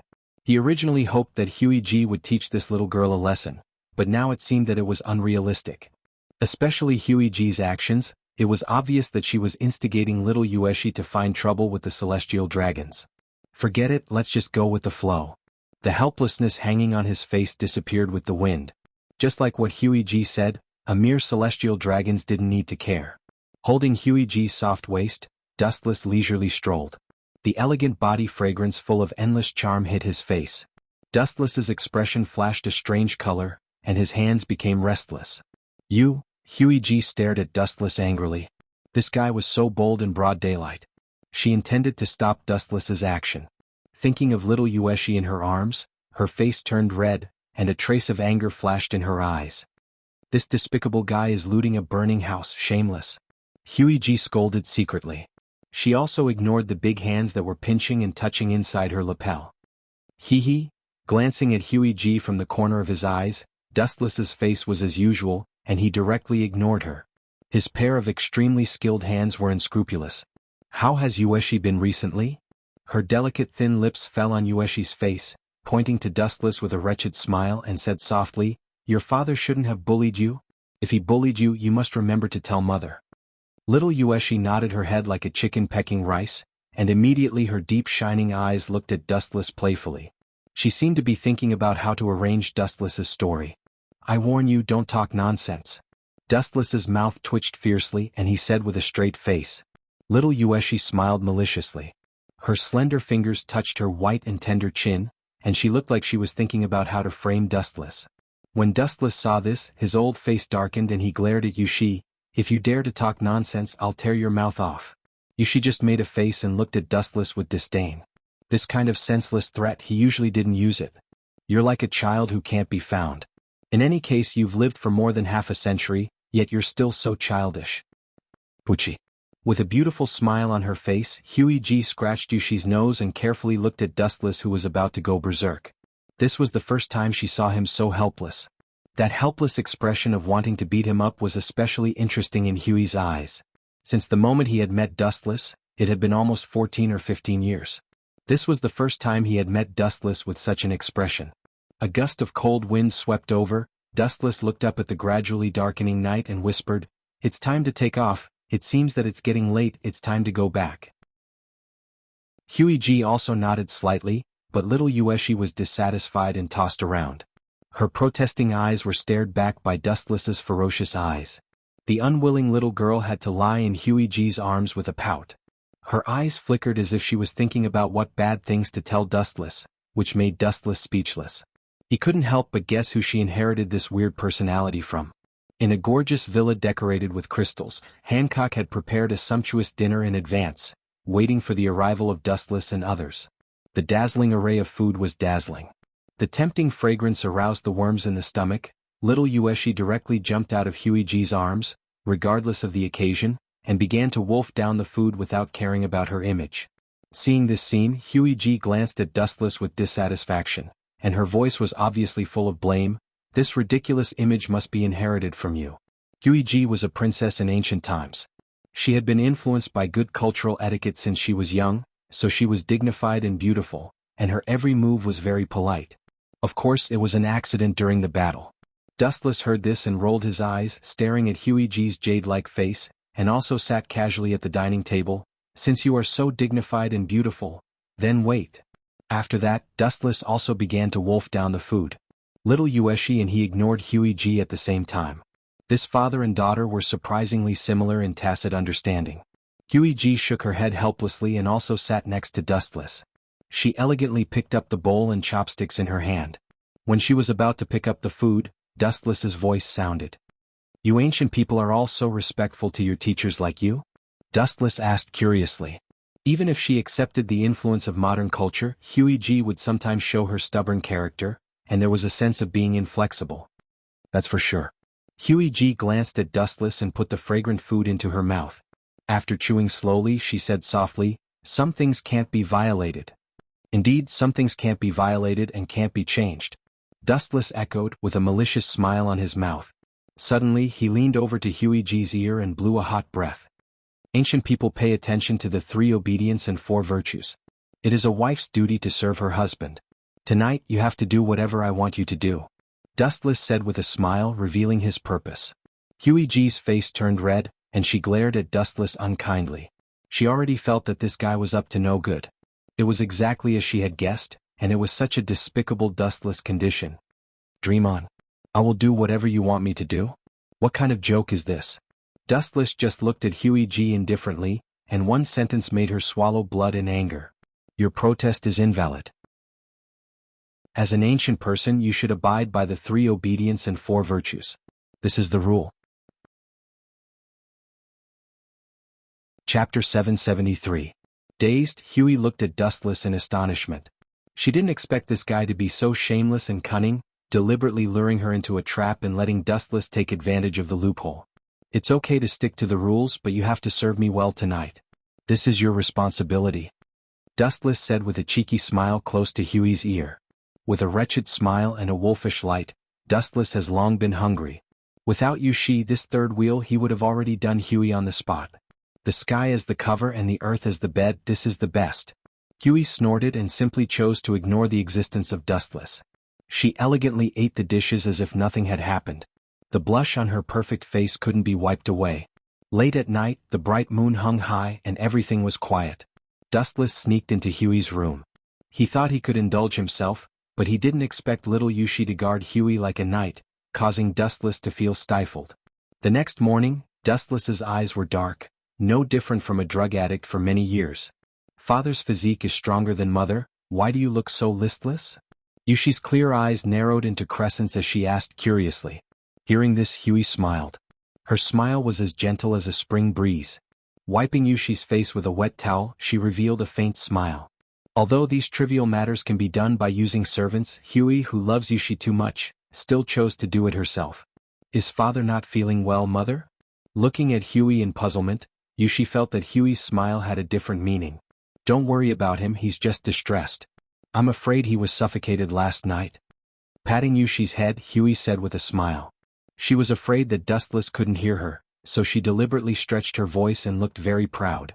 So that's how it is. In order to guard against me, she deliberately pulled Yushi to sleep with her yesterday. The confusion in his eyes disappeared. Dustless instantly understood Huey's meaning. Okay, let's go eat breakfast. Her thin lips gently kissed Yushi's face. Huey's smile was beautiful. For this daughter of hers, she liked no one could let Yushi be wronged. Therefore Yushi's arrogance increased. She was the only one in everything, exceptionally overbearing. Little Yushi nodded her head, then skipped happily and disappeared into the dark corridor. I didn't expect you to be so despicable. As if he couldn't stand the glare, Dustless closed the curtains, turned and said to Huey, people like me, I hate to lose, there's no such an annoying word in the dictionary. Hearing this, Huey pursed her lips and smiled, her eyes filled with indescribable disdain. "You're really stubborn. Unfortunately, you've already lost. This is an undeniable fact." "No, you're wrong. Last night was only a temporary victory. There is still the second half of the finals." His S's, S2 Hearing this unfamiliar term for the first time, Huey's face froze. She didn't understand what it meant. After a long silence, Huey no longer thought about it and changed the topic. "She is a good method to guard against wolves. Sleep with her in the future." Method to guard against wolves? Dustless's heart was rolling, and his old blood almost burst out uncontrollably. When did he become a wolf? After a moment of hesitation, Dustless stared at Huey. His eyes were filled with desire. "It's okay to be a wolf. Anyway, I'm about to turn into a wolf. Since you know that she is a method to guard against wolves, you shouldn't let her go." Dustless had a teasing smile on his face. "I now announce the start of the second half of the competition." The moment his voice fell, Dustless disappeared without a trace. Only Huey was left in the room. Her eyes were a little dim and her movements were stiff. She didn't realize what had happened. "This jutsu?" Huey's voice suddenly stopped. A strong and powerful arm hugged her from behind. She felt a hot man's breath, and her face was as red as a ripe apple. She finally understood the meaning of the second half of the competition. It's still daytime. Huey struggled hard and tried to push away Dustless's arm, but it didn't work. She, the god of creation of the ninja world, was not Dustless's opponent at all. "So what if it's daytime? I just closed the curtains." Her pair of small hands became restless as she smiled and said, "Since you know that she is an effective method to guard against perverts, then you should not leave her. Now, not only did you leave her, you even provoked me even more. Family law awaits." Huey's face was stunned. She didn't expect Dustless to be so shameless that he would do such a thing in the daytime. "Are you dumbfounded? This is the result of offending me. Don't expect me to care about the so-called occasion. That's self-deceiving." When his voice fell, Dustless violently blocked Huey's thin lips. Because it was the living room, there was no sex, so Dustless could only wrongly hug Huey. With a body comparable to the Jubi, Dustless's energy was infinite. He just needed to stand, everything else was superfluous. Time flew and unknowingly 3 days had passed. In the dark, mysterious space, there was a shrill mouse cry from time to time. The air was cold and filled with a fishy smell. "Ace, long time no see," a mysterious voice resounded in the dark space. It spread out like ripples in water, spreading to every corner. Suddenly, a pair of bright eyes flashed in the depths of the dark space. It was none other than Fire Fist who had been imprisoned here. Chapter 774. 3 figures walked in the dark space, of which the figure on the left was the most conspicuous, wearing a white cloak and a beige striped coat, and his tall body was nearly 3 meters tall. Sengoku is really impatient. He has been fighting with Whitebeard all his life. He is an old friend. It's really cold to want Whitebeard's life so much. In the dark space, Dustless's voice came. Looking around, Dustless, Kizaru, and Akiji were all there. Today, Fire Fist Ace's wounds have healed, but his spirit is abnormally sluggish and decadent, and his temperament is terminally ill, like an old man in his twilight years. There is no other way. Whitebeard's blood must end the last era. They have become a thing of the past. Kizaru leisurely blew smoke rings and stared at Ace, who was locked by Seastone in front of him. His old eyes flashed with pity as the entire Whitebeard pirates may die because of him. It's surprisingly low. Several people walked to the side of the prison cell, and Akiji looked down at Ace sitting on the ground. At this moment, his head drooped and he was listless. His inner soul was deprived and he was just a walking corpse. If you knew this, why did you do it? Unfortunately, there is no regret medicine in this world, and it's useless to change. The remaining sympathy in his eyes turned into indifference, and Akiji opened the door of the cell himself. Dustless and others walked in front of Ace and looked at him with different expressions. His feelings are pitiful, but his crimes are unforgivable. 3 admirals came at once. I didn't expect a prisoner like me to be so valuable. Looking up and looking at the indifferent expressions of Dustless and others, Fire Fist Ace laughed at himself. Don't get me wrong, I'm just accompanying them to release you from prison. Of course, I'm not letting you go free but escorting you to a more airtight place. Impel down, Dustless said. Kizaru stepped forward, pinched out the cigarette in his hand, put his hands in his trouser pockets and said in a lazy tone, "Don't look down on yourself so much. You are an important person in the Whitebeard Pirates. Mariehua is not far from Impel Down. The possibility of Whitebeard ambushing you halfway is very high. Hearing this, Fire Fist Ace's expression became more gloomy, but Kizaru didn't care and continued, "So, Fleet Admiral sent me and Kazan. After all, the opponent is the Whitebeard pirates.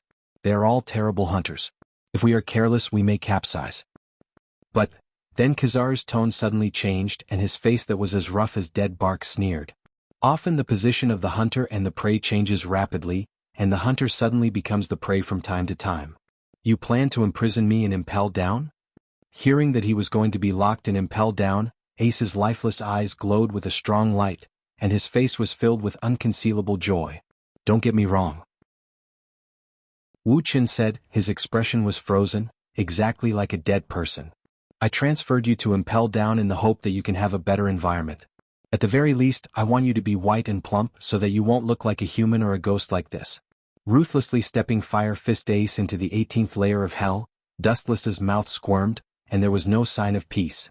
He continued to indifferently attack. "You must be alive and kicking. A stinky fish that is about to die of disease can't attract the ferocious Sea King.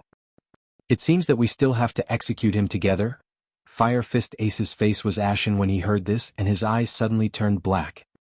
He felt that his future was dark and desperate, and the whole world had ruthlessly abandoned him.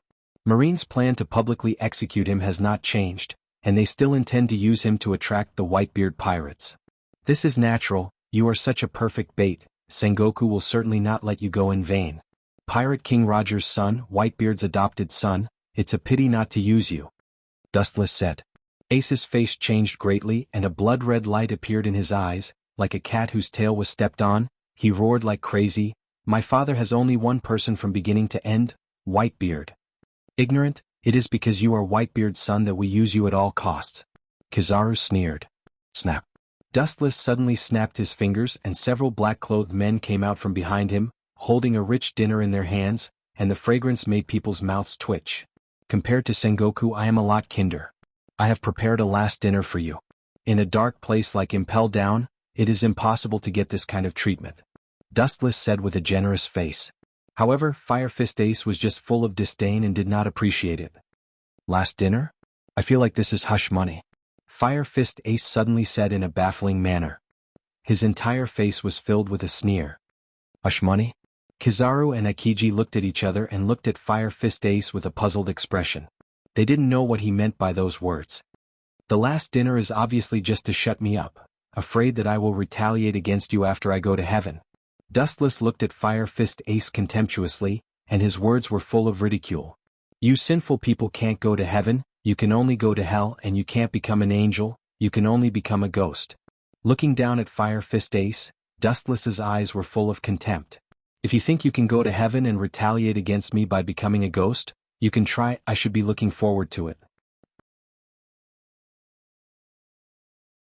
Chapter 775. Dustless looked at Ace with a funny look. This guy even wants to go to heaven.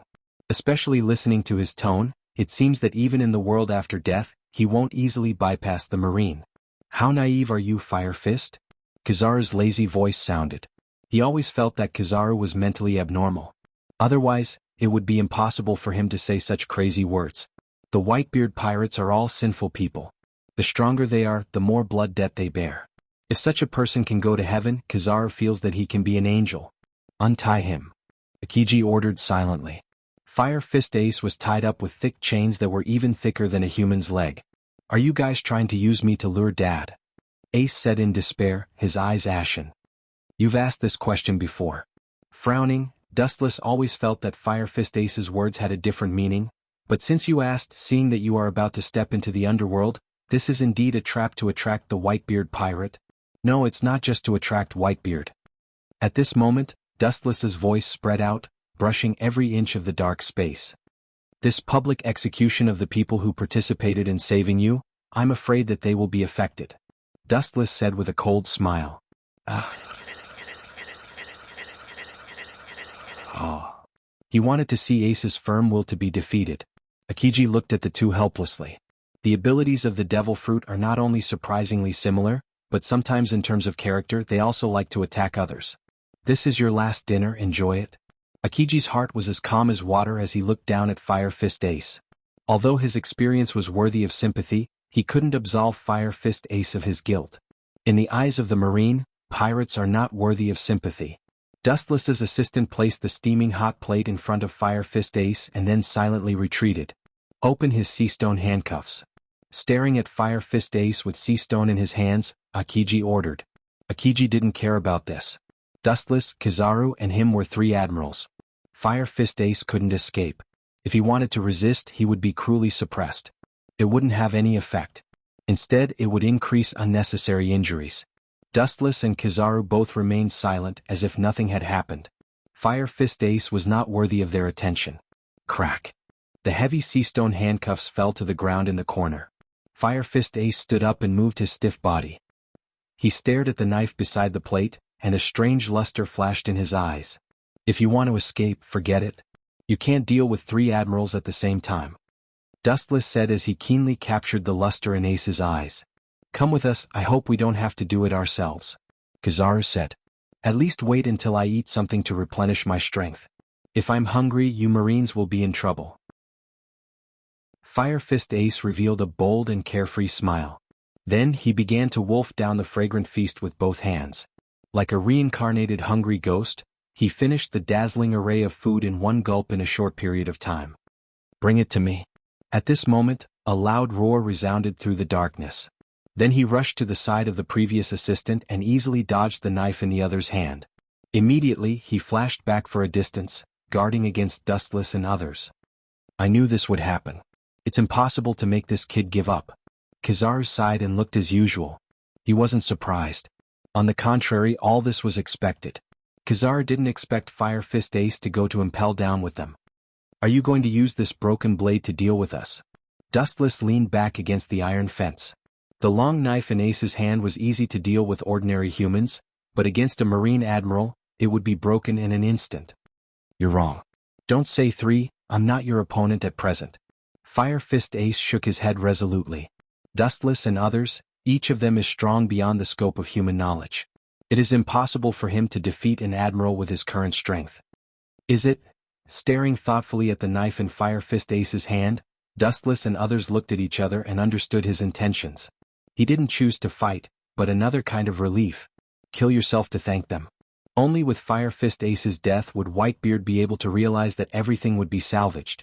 Why do you always have this ridiculous fantasy? It only makes you more powerless. Ace, do you think suicide can solve everything? Dream on. Dustless sneered. Akiji and Kizaru frowned. Although they were very close to Fire Fist Ace, they were half a beat late. This kid may really succeed in committing suicide. Don't forget, your life and death have nothing to do with me when you get out of here, but now you are still in Mariehua. If I let you die, you can die. If I let you live, you must live. As a prisoner, you have no choice. Chapter 776. Don't forget, your life and death has nothing to do with me when you get out of here, but now you are still in Mariehua. If I let you die, you can die. If I let you live, you must live. You have no choice as a prisoner. The sonorous and powerful voice fell into everyone's ears. Akiji and Kizaru were stunned, their eyes were a little dazed and their eyebrows were slightly raised, and their eyes were full of disapproval and doubt. Such a short distance is not enough to stop Fire Fist Ace. If he is determined to commit suicide, Akiji and Kizaru can only stand and watch. Even with Kizaru's speed, he can't do it. He can arrive in front of Fire Fist Ace in an instant, but he can't stop him. Do you really think I don't dare? Fire Fist Ace's eyes flashed with anger. It is the nature of pirates to be straightforward. They will never hide their feelings. Therefore most pirates are reckless. Although Fire Fist Ace has some wisdom, his pirate nature has never changed, and it has been deeply ingrained in his bones. You little brat. Your brain doesn't seem to work well, your reaction is unexpectedly slow. Dustless still stood on the ground, his eyes always remained calm and his temperament was elegant and calm. I told you before that this is Mariehua. I don't mind if you die, but without my approval, if you die, where will I put my face? You can die, but you must leave Mariehua. For example, die on their ship. Dustless pointed to Akiji and Kizaru, with an expression that had nothing to do with him, and said softly, in short, I don't care where you die, but I promised Sengoku that I would never let you die in Mariehua. Hearing this, Akiji and Kizaru looked at each other and could catch the speechlessness in each other's eyes. What does he mean by dying on our ship? This is too irresponsible. Stupid. Dustless's eyes were full of pity. He said contemptuously, even if you really die here now, the government will not let Whitebeard go casually. This is not an accident, but an inevitability caused by various reasons. Don't be naive. Marine's battle power has expanded at an unprecedented rate, while the Whitebeard pirates are slowly weakening, and because of Whitebeard's problem, the entire pirates are at a dead end. At present, there is no one in the Whitebeard pirates who can replace the former Whitebeard. Attacking the Whitebeard pirates is something that cannot be changed. Shut up, you bastard. Musket. Flames shot out from his fingers like bullets fired from a machine gun. They engulfed Dustless in an instant, but did not harm his body. The current Fire Fist Ace was abnormally strong in the eyes of the world, but in front of Dustless this cheat he was abnormally weak. Without even looking at Fire Fist Ace, Dustless's body simply glowed, and he easily dodged the incoming bullets. Elemental transformation was completely immune to these ordinary physical attacks. Are you angry? Yes, the Whitebeard pirates are about to die and I can only watch. No, it may even be the fuse that destroys the Whitebeard pirates. If it was me, I would hate myself for being incompetent. Dustless said with a look of understanding. Goodbye, Oyaji. Looking at the sharp tachi in his hand, Ace's face flashed a decisive color, and he cut straight towards his neck. It looked like he wanted to separate his own body. His method was extremely bloody and violent. He was extremely bloodthirsty to the enemy, and even more ruthless to himself. He thought that he could completely disappear from life and death, but a sudden change occurred. Idiot, I said that you can only die if I want you to. His pupils twisted rapidly, sending out amazing eye power fluctuations. Dustless disappeared for a while. In the dark space, his whole person disappeared out of thin air, as if he had never appeared, and peace was restored again. Fire Fist Ace suddenly opened his eyes and shot a strange light. Just now, it seemed that there was an inexplicable distortion that swallowed the tachi in his hand. Impossible? It's really gone? Looking at his empty right arm, Fire Fist Ace's face was filled with shock. A figure still descended from the sky. His dark black hair was messy, and his eyes had remained cold and indifferent from the beginning. There was no doubt that it was Dustless. Dustless's calf that contained a powerful force was close to Ace's right shoulder, and the unexpected huge force made Ace's expression change greatly. He wanted to struggle to avoid, but he was suppressed by the iron blood, and was easily stepped into the ground by Dustless. The ground couldn't withstand this powerful force and burst open. Are you awake now, Fire Fist? Dustless looked down at the sluggish Fire Fist Ace and asked, as if he had done something insignificant. His voice was light and full of magnetism. A small character like Fire Fist Ace was not worthy of being surprised. How did you get here? Fire Fist Ace roared in disbelief. Putting aside the fact that the tachi in his hand had disappeared, Dustless had also inexplicably descended from the sky and easily subdued Fire Fist Ace, who was completely unaware of it. This is called space ninjutsu. Dustless glanced at Fire Fist Ace and said bluntly, the name of this jutsu is Heavenly Hand Force. Within a certain distance you can change your position with an object. Just now I swapped the tachi in your hand. Pointing at the tachi in Fire Fist Ace's hand, it appeared where Dustless was standing just now. Chapter 777. The strangeness of ninjutsu is beyond imagination, including all things. Fire Fist Ace, including Kizaru and Akiji, looked at Dustless, who suddenly appeared with a stunned face. Coming and going without a trace, it is impossible to detect. The so-called observation haki does not work at all. I just used observation haki, but I didn't realize his existence. Akiji frowned slightly. After Dustless's body disappeared, he began to use observation haki to perceive the movements around him, but Dustless was like a ghost without a body, completely shielding the perception of observation haki. Space ninjutsu? Kizaru heard the words and immediately guessed the meaning of the words. Maybe it's the ability to move through space, and only in this way can he avoid the perception of observation haki. Akiji heard this and nodded. Only space movement can avoid the perception of observation haki. Apart from that, there are no other tricks known at present. Picking up the chain and the sea stone handcuffs on the ground again, Akiji found Fire Fist Ace again and looked at the decadent Ace. His eyes flashed with indifference. Since you are so insensible, I can only put the chain on you again. After that, Akiji skillfully tied Fire Fist Ace and locked him up again like a dumpling, and his hands were once again put on the sea stone handcuffs. He hoped that this kid would be sensible. Who would have thought that he would not change his nature? The road was his own choice and he had to pay the price for it. Fire Fist Ace looked at the chains all over his body, and his face was ashen, especially the seastone handcuffs on his hands, which were as terrifying as a secret black hole in the universe, swallowing all his strength. Not to mention using the power of the devil fruit again, the strength of his whole body seemed to be swallowed up and annihilated, revealing the powerlessness deep into his bone marrow. Let's go. You two send Fire Fist to impel down. I can't leave, so I won't accompany you. Stretching out, Dustless had an expression of, I'm busy and have no time. Akiji and Kizaru looked at each other and could see the envy in each other's eyes. Dustless is the first Marine Admiral in history. Almost any task is done casually, and whether to do it or not depends on his mood. On the shore of Mariehua Port, Dustless sent Akiji and Kizaru here. Fire Fist Ace, whose body was bound by all kinds of iron chains, followed closely behind. His expression was dispirited and powerless, and his eyes were blank. He was full of uncertainty about the future. The blood flowing in his body had been sucked out, and he was as thin as a matchstick, leaving only skin and bones. However, people in their 20s were more like candles in the wind. Their entire bodies were filled with indescribable dispiritedness and listlessness. They had lost the motivation to live on, and they were no different from zombies. To the current Fire Fist Ace, living was more painful and terrifying than death. If I had known this would happen, I wouldn't have done it in the first place. I would have taken a step forward and taken back my words. Dustless let out a long sigh. He stared into Ace's eyes and could clearly see regret. But what could he do? You have to pay the price for everything you do. There is no path of regret. When will Sengoku execute Fire Fist? Dustless Akiji and Kizaru, who were chatting with Akiji and Kizaru, interrupted and asked. This? Akiji's eyes flashed with hesitation, and then he recalled the current situation of the Marine headquarters. He couldn't help but shake his head. At least they can't execute Fire Fist Ace now. Everything is not ready yet, and it will take a lot of time to perfect the defense of the Marine headquarters. The other party is one of the Yonko, 4 emperors. Whitebeard, the strongest man in the world. Arrogance will only lead to self-destruction. Akiji's face was dignified. And Whitebeard has a lot of wings, and there must be a lot of pirates helping him in the new world. The place of execution is the location of the Marine headquarters, Marin. The underground defense mechanisms will be replaced during this period, and the residents of Marin will be evacuated.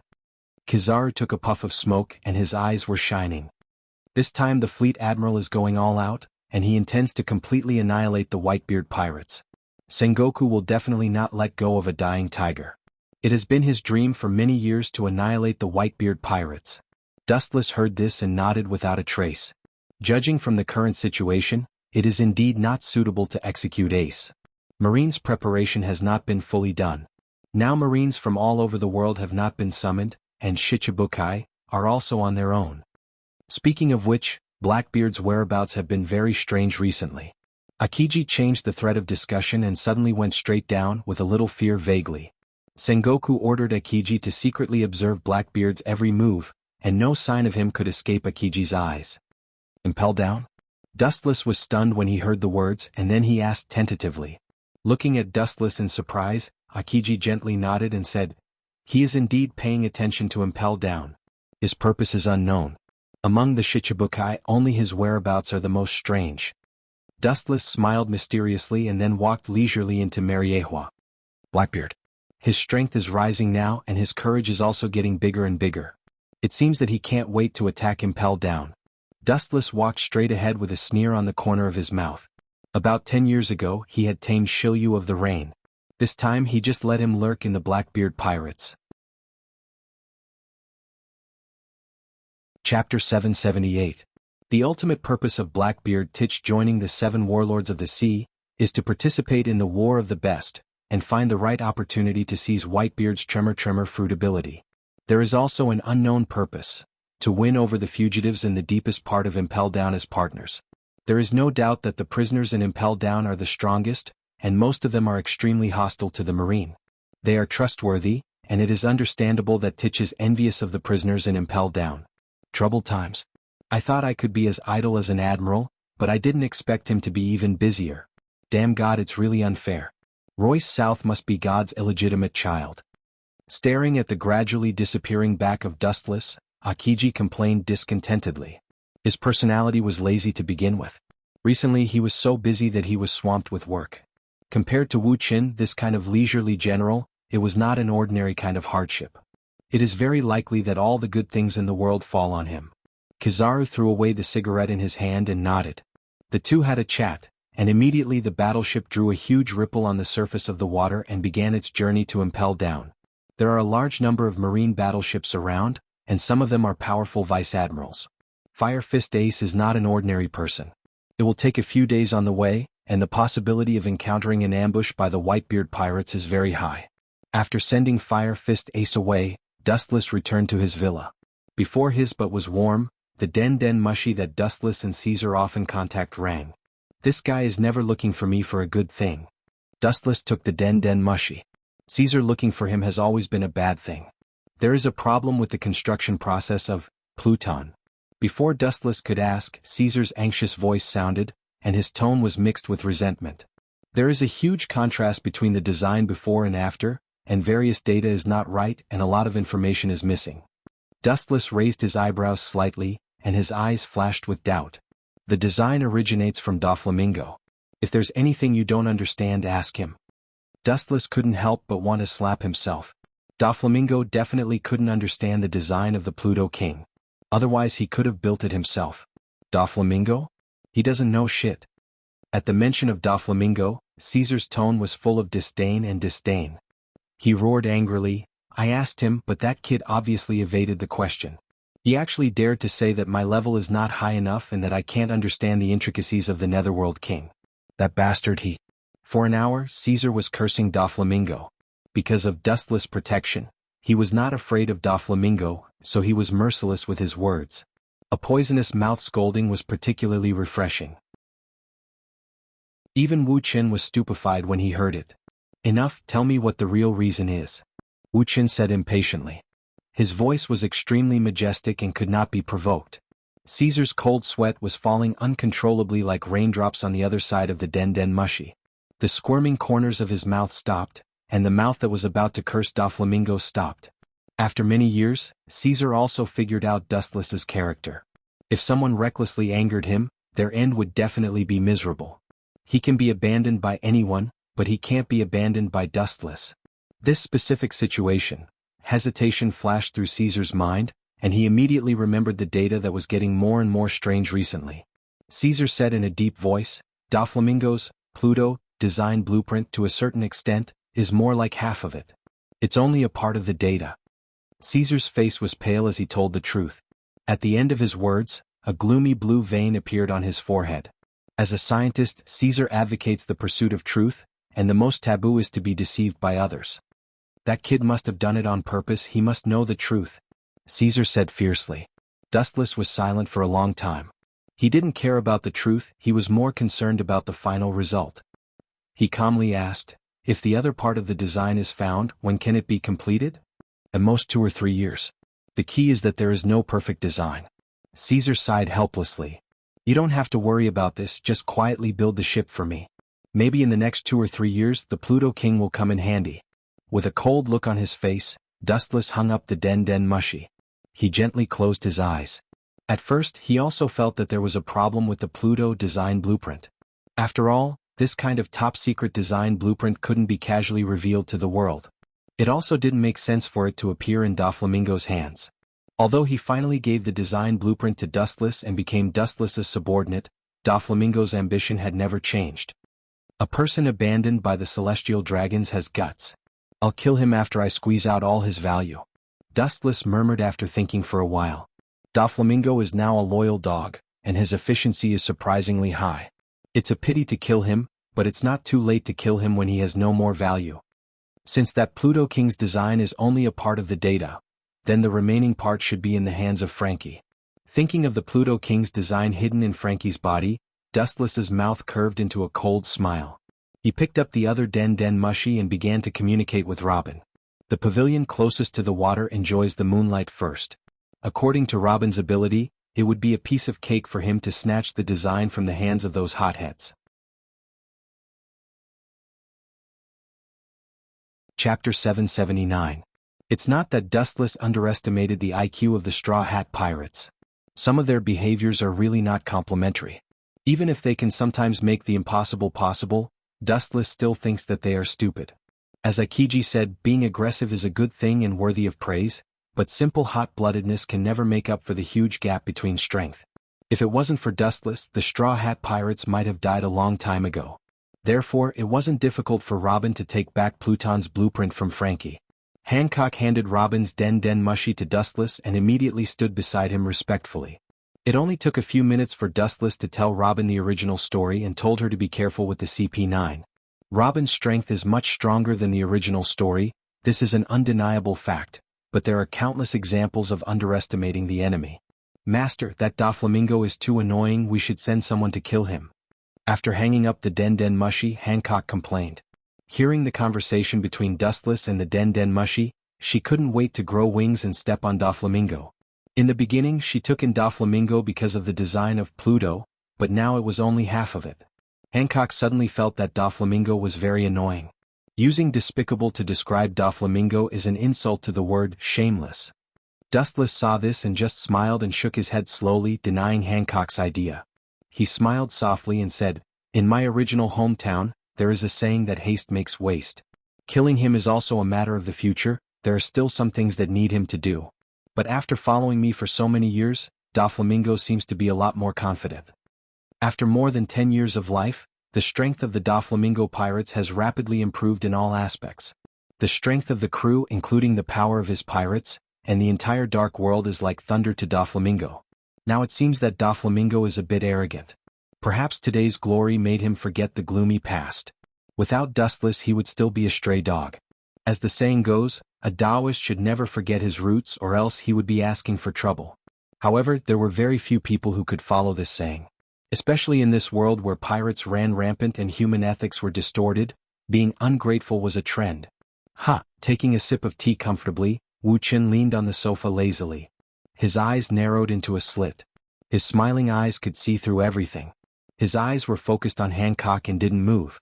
A panoramic view of the peerless body that was concave and curvaceous. The gaze that was full of invasiveness ignored the existence of the clothes. The dustless eye sockets reflected the delicate body that was like white jade. Dustless thought of the empty house. He reached out and pulled Hancock over. Hancock fell into Dustless's arms. "Master, it's still daytime." Hancock's face was red, showing a sickly blush. Dustless's heart was gradually stirred up by the fatal body fragrance. So what if it's daytime anyway, no one is looking? Chakra surged in the palm of his hand, and he was about to shatter her clothes. The ground suddenly throbbed and Dustless stopped the work at hand. Immediately the light bulb broke out of the ground and ruined Dustless's good thing. That eye? White Zetsu stared at Dustless's face and couldn't help but feel numb. Then he glanced at Hancock, whose face was as red as an apple, and couldn't help but shiver. He suddenly understood that he was the one who ruined Dustless's good thing. Or I'll come back later. Shrinking his neck, White Zetsu whispered. Dustless waved his hand and stared at White Zetsu angrily. He said impatiently, "Give me a suitable reason, or you don't have to appear in front of me in this life." White Zetsu's mouth kept twitching and he cursed his bad luck. He immediately said, "The brand new Rumble fruit that was born after killing Enel has been found." After that, White Zetsu put the sealed iron box in his hand in front of Dustless. "So fast?" Dustless said with surprise. The anger in his eyes disappeared, and Dustless observed the iron box in front of him with interest. His hand overflowed with blazing heat, and the iron box melted in the blink of an eye, revealing the golden mysterious fruit. It was like a shining gold, and the first impression it gave was quite sacred. The strange apple-shaped devil fruit came into view in an instant. It was covered with lightning-like irregular marks. At first glance it looked extremely extraordinary. The whole room seemed to be filled with lightning, and the skin tingling could be clearly felt. Kemue. A vortex splashed in the void, gradually enlarging, and a powerful suction force shot out of it. The rumble fruit on the crystal table was sucked into the different space by Dustless. As for the candidate for rumble fruit, Dustless bowed his head and secretly pondered about the suitable candidate. Tsunade and Kagaya ate tremor fruit and light fruit respectively. Both of these fruits were obtained from the system's lottery. Now there is no suitable candidate for rumble fruit. The first ideal candidate is Otsutsuki Haruo, but she doesn't seem to be interested in devil fruit, and the other women are the same. After hearing Kagaya and Tsunade say that devil fruit tastes disgusting, all of them were afraid to avoid it. Dustless was in a dilemma. He worked hard to get the devil fruit, but those women avoided it as if they were avoiding evil stars. Chapter 780. The rumble fruit could make the whole world go crazy, but those shallow women were indifferent and even despised it. Dustless couldn't help but feel dumbfounded. After thinking about it, Dustless didn't force them anymore. After eating the rumble fruit, their bodies will turn into lightning, which is equivalent to having a well-known weakness.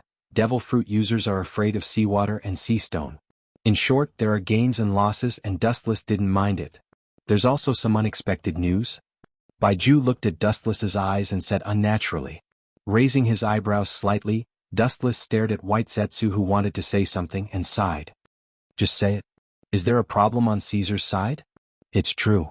Doflamingo is like a wolf and a tiger. Building Pluton in front of him is somewhat lacking in consideration. Once Pluton is finished, he will definitely take advantage of the situation. White Zetsu said solemnly. Wuxia nodded noncommittally. Dressrosa is Doflamingo's informant. After Pluto is completed, maybe he will take advantage of the situation and try to seize Pluto, but let him be. After a while, Dustless signaled that there was no need to worry. The heart of Pluton hasn't been released yet, and even if it is finished later, it would be good to test its power on Doflamingo. Pluton needs a lot of manpower and a lot of technical personnel, and Doflamingo is poor in this regard. At the same time, on the other side, the Straw Hat Pirates also landed in Water 7. Inside the rotten warehouse, it was dark, and only a few figures could be seen in the weak sunlight. Hey, are you kidding me? That woman, Nicole Robin, has appeared. We should take action immediately, not hide in this damned place. Brooke, one of the CP9 members, complained. After several years of lurking, he had enough of being ordered around, especially boring shipbuilding work. Admiral Akiji told us not to act rashly. The beautiful CP9 member Khalifa said. That woman is no longer the same as before. She's not as weak as she used to be. Even if she's not as strong as the general, she's probably not that far off. Even if we attack together, we might not be her match. Kaku leaned against the corner of the wall and suddenly said. His tone was full of emotion. In the past, they were insignificant ants that weren't even worth mentioning. Now, they had become top powerhouses that had surpassed them. It had to be said that the world was changing really fast. All the members lowered their heads when they heard this. They had mixed feelings, but it was hard to hide the bitterness in their hearts. That woman must have been taught by an expert. Perhaps because she was also a woman, Khalifa's intuition was exceptionally sharp. None of this is important. Lucci, who was resting silently in the corner, opened his eyes. Don't forget that our initial goal is only Pluton's blueprint. As for that woman, speaking of this, Lucci's calm face loosened, and his expression became a little gloomy. An insect had inexplicably become an existence that surpassed them. It would be strange if he didn't feel depressed. Not only that, but because of Nico and Robin's existence, their movements were restricted. Don't worry about that woman for the time being. The hesitation on his face turned into determination. Lucci's first choice for the mission was Pluton's blueprint. Although Akiji had ordered them to find a chance to arrest Nico Robin, that was only if there was a chance. Oh, I didn't expect that one day the mission would be terminated because of that woman. Kaku said loudly, full of resentment. A group of CP9 members, including Lucci, looked at him strangely. Kaku's tone of speech clearly showed the meaning of relief. It was more of a fear. The last time they met in secret, Akiji's face had obvious scars, and he said that the instigator was Nico Robin. Although there was suspicion of a sneak attack, not everyone can injure an admiral. At least the CP9 can't do it. Only people who control armament hockey can attack a Logia user. However, who has the Pluto King's design? We have no clue at all. Khalifa sighed helplessly, her tone was full of disappointment. After several years of lurking, they still haven't figured out who has Pluton's blueprint. Observe Nico Robin secretly. He is the only person in the world who can interpret the poneglyph. Maybe he has some clues. As for the person who spies on her, Lucci looked at Blueno, his meaning was self-evident. He is a door fruit user. His ability is strange, no different from space travel. The task of investigation is always given to him. No problem. Blueno promised. After several orders were issued in succession, the small meeting of the CP9 ended. Everyone seemed to have never appeared, and the dark environment was quiet again. It's easy to deal with rookies who don't know hockey. After a few seconds of silence, a mocking voice spread out. White Zetsu's doppelganger broke out of the ground and looked at the people who had disappeared. He did not hide the sarcasm on his face. It is because you are rookies that it is easy to use you. White Zetsu is always careful when dealing with those who know hockey. His Kenbun Shoku observation, perception is extremely powerful. Once his existence is captured, he can't escape death. Chapter 781. Baizetsu had once risked his life to spy on the 5 Elder Stars. In the end he was discovered by the 5 Elder Stars. If it wasn't for Wu Chen's extensive and profound training techniques, which gave Baizetsu a powerful escape ability, he might have been killed more than 10 years ago. It's time to find Nico Robin. Remembering Dustless's instructions, White Zetsu's body once again dived into the ground. The stinky warehouse once again returned to its deathly silence.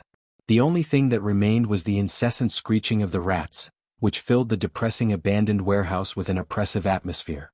Time flew by and 3 days passed in a blink of an eye. Capable people do more work. Blueno, who was lurking in the dark, stared at several figures in front of him and sighed. It was the Straw Hat Pirates, and of course his eyes were focused on Nico Robin.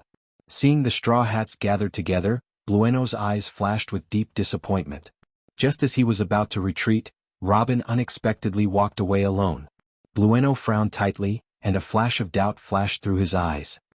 He remembered Lucci's instructions and followed her. Strange. She's a newcomer, what is she doing in this place? About half an hour later, Blueno followed Robin and came to a strange open place. It was deserted and it was a plain area. There was no place to hide. Blueno could only use his door fruit's ability to open a big hole in the air and carefully observe Robin's every move. He was inexplicably happy. Robin came to such a strange place. Obviously she was meeting with a mysterious person. Ka. The ground throbbed and White Zetsu broke out of the ground and appeared beside Robin. Seeing this scene, Blueno suddenly smiled. He thought that it would be another difficult lurking, but he didn't expect the opportunity to come so quickly. He opened his ears and listened to the conversation between the two. Soon a guy named Frankie entered his ears. The dark depths of the prison were like hell on earth, and there was only despair here. Under the reflection of the dirty light, a shadow could be seen on the ground. This person had delicate features and was about 18 or 19 years old. His deep black eyes were wrinkled and bright, and his hair was messy like grass. Shiryu, long time no see. You're still the same. Dustless's lips curled into a faint smile as he looked down at the bound figure in the darkness. It was as if he was meeting an old acquaintance. Clang, clang, clang, the rumbling sound of the iron chains rolling rang out. The big man who was bound by the iron chains opened his eyes, revealing a biting cold gaze. He had a cigar in his mouth, and his eyes flashed with a strange light. His appearance is actually the same as it was more than 10 years ago. What a monster. Shiryu of the Rain's pupils dilated. He tried his best to conceal his shocked tone as he said in disbelief. Soon after, his expression turned ice-cold. His tone was filled with hostility and killing intent as he sneered, "Watch your tone. I'm not familiar with you. I can go back on my word at any time." Dustless smiled when he heard this, treating Shiryu of the Rain's words as wind that went in one ear and out the other.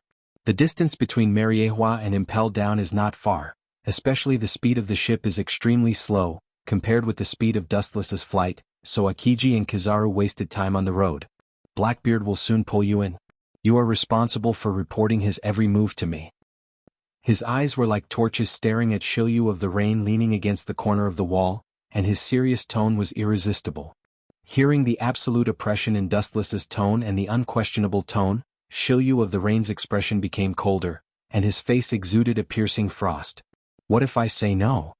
Looking into Dustless's eyes, Shiryu of the Rain refused to back down. "No? Those who dare to refuse my conditions, those who can live are also useful people. If you refuse me, you will be different from those who are alive and you will die." Dustless's mouth exhaled cold air, and his killing intent was awe-inspiring. Immediately, his body became strangely transparent. Ignoring the existence of the iron bars of the prison, he walked leisurely close to Shiryu of the Rain, looking down at him with a ferocious look. "This is not a threat, but an order. If you disobey me, you will die." His body erupted with a sharply oppressive aura, and the whole person was not angry, and his eyes did not have human emotions, as calm as looking at insects. I have no problem joining the Blackbeard pirates, but I have conditions. After thinking about it, Shilyu of the Rain chose to compromise, and it was better to go out than to stay in this ghost place. Conditions. As if he had heard the funniest joke in the world, Dustless's face was sneering. You can make conditions, but I will never agree. People who can talk to me about conditions are at least Yonko for emperors, or admiral level, and the other party is also Shichibukai. Looking down at Shilyu of the Rain, Dustless's tone became more and more indifferent. Now you are just a prisoner. You should be grateful to let you go out. You want to talk about conditions? Daydreaming. Shilyu of the Rain's face changed greatly when he heard the words, and his eyes flashed with blood. He stared at Dustless with his eyes and he wanted to tear him apart. The dense iron chains behind him were the chains that restrained him. He could only look at Dustless, who was close at hand, and he was particularly weak and fragile. Chapter 782. In the final analysis, it was fine to talk about conditions, but he had to show his strength. Otherwise there was no need to talk about anything. Especially Shilyu of the Rain was just a prisoner now. It was a miracle for him to condescend to look for him. I can only talk about conditions with you when I have the same strength as you? Shilyu of the Rain's face was pale. The strong had dignity in face. Now that he was provoked by Dustless, Shilyu of the Rain's inner feelings were self-evident. The silent flame was unstoppable like a flash flood. Whoosh whoosh whoosh, the killing intent as sharp as a knife broke out of his body and turned into a sword blade storm that stabbed towards Dustless. The hurricane that was completely condensed from killing intent would leave deep and dazzling cracks when it brushed the ground and walls. It could be imagined how terrible it would be when these strange hurricanes passed through the human body. Being badly mutilated was just the result of God's mercy. A little carelessness would result in death by 1,000 cuts and 1,000 cuts. Dustless's whole person seemed to be bound and imprisoned, standing in the same place without dodging. Cut your body into pieces, ha! Shilyu of the Rain laughed ferociously. His whole body was covered with a strange bloody light, and a strong murderous aura came head-on. It was as if he was in a pool of blood and was surrounded by boundless hell. You also know how to play this kind of trick to teach children? It seems that my previous understanding of you is too shallow. The materialized body suddenly turned into a virtual shadow. The oncoming cold wind swept past Dustless's body and flew straight to the prison cell behind him. Clang clang clang, the hard fence left a shocking scratch mark. If it fell on the human body, it could easily cut off the body. I always thought that you were a little far-sighted, but I didn't expect you to play such a ridiculous trick. It seems that you are also a short-sighted person. Wu Chen's expression was as if he was in a trance. Then I'm sorry, I like to play child's play. Seeing Dustless avoid the attack unscathed, Shilyu of the Rain's mouth twitched, and his old face turned green. Someone of your level is not suitable to be a person to negotiate terms with. You even have the qualifications to be my subordinate. Wu Chen bluntly said as he sized up Shilyu of the Rain, who was about to vomit blood. Robin's strength was close to that of an admiral, that is, a quasi-admiral, and Hancock was also an admiral. As for Doflamingo, Hawkeye, and Green Pepper, they were all generals. Even Hawkeye was stronger than the generals. Then shouldn't I feel honored to be chosen by you? Hearing this, Shilyu of the Rain, who immediately understood Dustless's meaning, was like a cat whose tail was stepped on. He almost roared back sarcastically. Of course you should feel honored. Dustless said as if it was a matter of course, there is a gap between your strength and that little girl Robin's, not to mention others, especially now that you are a prisoner. I'm not even as good as a little girl? Shilyu of the Rain's eyes were burning with anger. This is an unchangeable fact. Don't think that you can underestimate the other party because she is a woman. There are many strong women in this world. Boa Hancock was a strong woman. After Dustless's training, her strength reached the level of an admiral, and she also had Overlord Haki, and the girls who later joined the Blackbeard pirates were not ordinary goods. Not to mention the several women in the Dustless system. Their strengths were all people who shocked the world. You don't agree? Looking at Shilyu of the Rain with his eyes closed, Dustless asked. Shilyu of the Rain didn't answer, but continued to wander, treating Dustless as if he didn't exist, and even humming a song in his mouth to deliberately disgust him. But he didn't wait for long. With Dustless's words, his face changed dramatically. If you don't agree, then I will beat you until you do. Shilyu of the Rain's face was gloomy. He suddenly opened his eyes and stared at the smiling Dustless. He roared madly like a wild beast. You want to take advantage of people when they are in danger? I am a prisoner now, you are a marine, your duty is to protect me, not to beat me. Hearing this, Dustless just smiled, his eyes turned strangely, and immediately under Shilyu of the Rain's horrified gaze, his eyes turned into a strange pentagram eyes. It is Dustless's eternal Mangekyo Sharingan. What an evil and gloomy feeling. What are those eyes? At the moment when Eternal Mangekyo Sharingan appeared, Shilyu of the Rain, who was being stared at, had a feeling of falling into an ice cave, and the world around him was dead and desperate, as if he had come to the underworld. Shaking his head, Shilyu of the Rain had goosebumps all over his body, and he couldn't help sweating. He knew that this was an illusion caused by those evil eyes. Look at my eyes. In fact, it's just a matter of time to deal with you. Well, if I don't let you see the gap between us, you will always resist. As Dustless's voice fell, the scarlet Sharingan surged with evil ripples, as if it could distort time and space, and the world in Shilyu of the Rain's eyes underwent a tremendous change. Tsukuyomi. As Dustless's voice fell, Shilyu of the Rain suddenly fell to the ground, and his whole body was motionless, and he obviously lost consciousness. His whole body trembled slightly as if he had encountered something terrible. Dustless's face was full of sneer and disdain. The human beings in this world can't understand the mystery of Sharingan at all. They only need to look at Eternal Mangekyo Sharingan, and they will forever be addicted to the nightmare created by Sharingan. Chapter 783. Looking down at Shilyu, who was trembling all over, Dustless closed his eyes. Don't say that they don't know the ability of Sharingan, even if they have never seen it. It is reasonable for them to be affected. In the strange world, it is quite similar to the outside world. The only difference is that the sky is dark red, like an endless hell, and it feels particularly oppressive. This is... His sight spread out, staring at the strange world. Shilyu was a little lost for a while. This is the world inside Tsukuyomi. Don't be surprised, everything is just an illusion. A light voice floated, and Shilyu looked over subconsciously. He saw that about 3 feet away in front of him, a large number of photons violently condensed and turned into Dustless's body. In this world, I am God, and the destruction and existence of all things in the world are just my thoughts. Wuchen looked directly at Shilyu of the Rain, who had not recovered from his shock, and said calmly, "Bring it on. Let me see how much progress you have made in the past 10 years. I deliberately kept your strength at the peak." When the voice fell, Dustless's finger gently pointed at the void, and his sword, the second-generation Ghost Blade, appeared in Shilyu's hand out of thin air. "Deliberately preserved my strength at the peak." Shilyu of the Rain smiled disdainfully. "Don't make it sound so kind and nice as if you have seen my strength. Remember clearly, although I was defeated by you, it was more than 10 years ago." Clang. With the roar of steel, the second-generation Ghost Blade in Shilyu's hand cut through the void, and the demon light of the whole body shone brightly, and the second-generation Ghost Blade emitted a strange purple light. Ao ao ao ao. The sharp roar in the surrounding space was like the screams of thousands of ghosts, which made people shudder. Even because the demon aura was too strong, Shilyu's whole body was covered with a purple coat condensed by high density. It was particularly creepy. "Eyesore, quickly disappear. As long as you die, this annoying world will disappear." The hideous and almost distorted ugly face, across the bloody light, the second-generation ghost in the hand of Shilyu of the Rain raised the sword, the blood-red chop cut through the void, and went straight to Dustless to devour. Ka ka ka.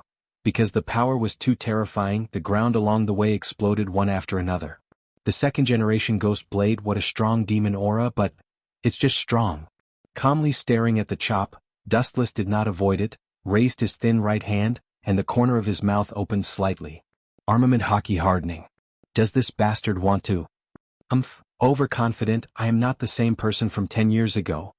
Shilyu of the Rain gloomily roared, the rough hand holding the second-generation Ghost Blade was oozing sweat. How preposterous.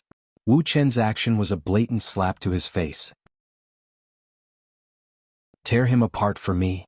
At the moment when the blood-red chop swallowed Dustless, Shilyu roared excitedly, his face full of morbid fanaticism, as if he had already seen the miserable scene of Dustless's flesh and blood.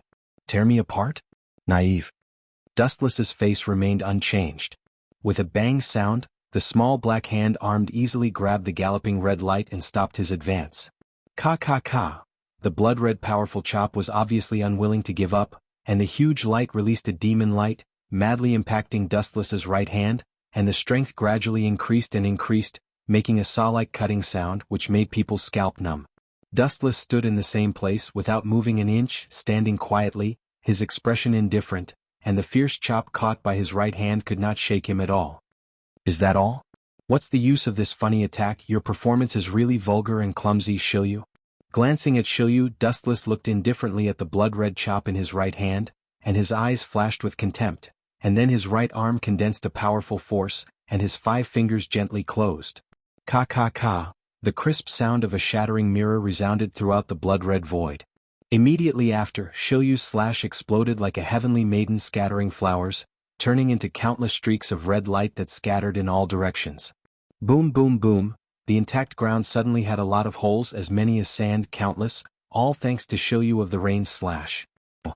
It seems that if you go to dig the ground, those poor workers will lose their jobs. Putting his right hand back in his trouser pocket, Dustless said with a smile, and there was more ridicule in his words. Shilyu trembled with anger, and his arm trembled as if he would throw away the tachi in his hand at any time. You bastard. I give you an inch and you want a yard? Give you an inch and you want a yard? A chill came from behind him, and after Shilyu of the Rain was startled, his eyes filled with killing intent that could destroy all things. Without even thinking about it, the second-generation ghost blade quickly waved and mercilessly slashed backwards, a cold light sweeping towards the face behind him. Clang. The unstoppable second-generation ghost blade suddenly stopped, and Shilyu was stunned, and immediately gritted his teeth and waved the second-generation ghost blade, but he couldn't move it. It gave him such an illusion that it was stuck between the cracks of the mountain and he couldn't move it at all. Looking closely, Dustless's right hand covered with armament hockey easily grabbed the second-generation ghost blade. Staring at Shilyu's rough, dull eyes, Dustless suddenly shook his head. The strength of the peak is just like this. You are too weak. It seems that you are not suitable to be a subordinate. Chapter 784. Gulp. Shilyu of the Rain was stunned, and his face was full of horror. He wiped his eyes with his other hand, thinking it was an illusion. Impossible, this must be some kind of witchcraft. The white and tender hand covered with armament hockey is clearly as exquisite as a little girl's fingers. The simple first impression is that it belongs to the fragile and powerless type. The power is surprisingly amazing. Not to mention pulling out the saber, even moving it was as difficult as ascending to the heavens. By the way, you just said that this world is composed of genjutsu. The scene in front of me must also be an illusion to fool people. You bastard cheated. A light flashed in his mind, and Shilyu of the Rain said to himself with certainty. Witchcraft? Illusion? Are you a kid who hasn't grown up? How long are you going to deceive yourself? It seems that Dustless was shocked by Shilyu's idiotic behavior. He couldn't help but loosen his grip on the second-generation ghost blade. He took this opportunity to pull out the second-generation ghost blade and quickly pulled a distance away from Dustless. His eyes widened as he looked at Dustless in disbelief. His heart was filled with mixed feelings and finally replaced by resentment.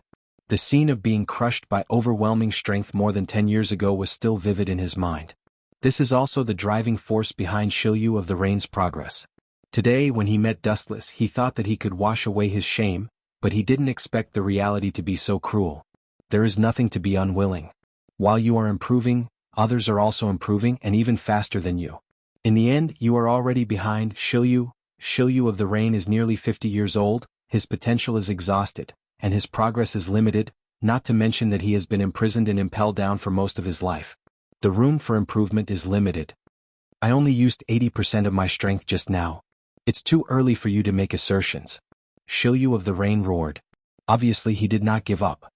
His hysterical tone was full of madness, and anger dominated his thoughts. Boring, I said. You have already lost. Don't think that you can't be hurt in this genjutsu world. Hearing Shilyu of the Rain's words, Dustless said seriously.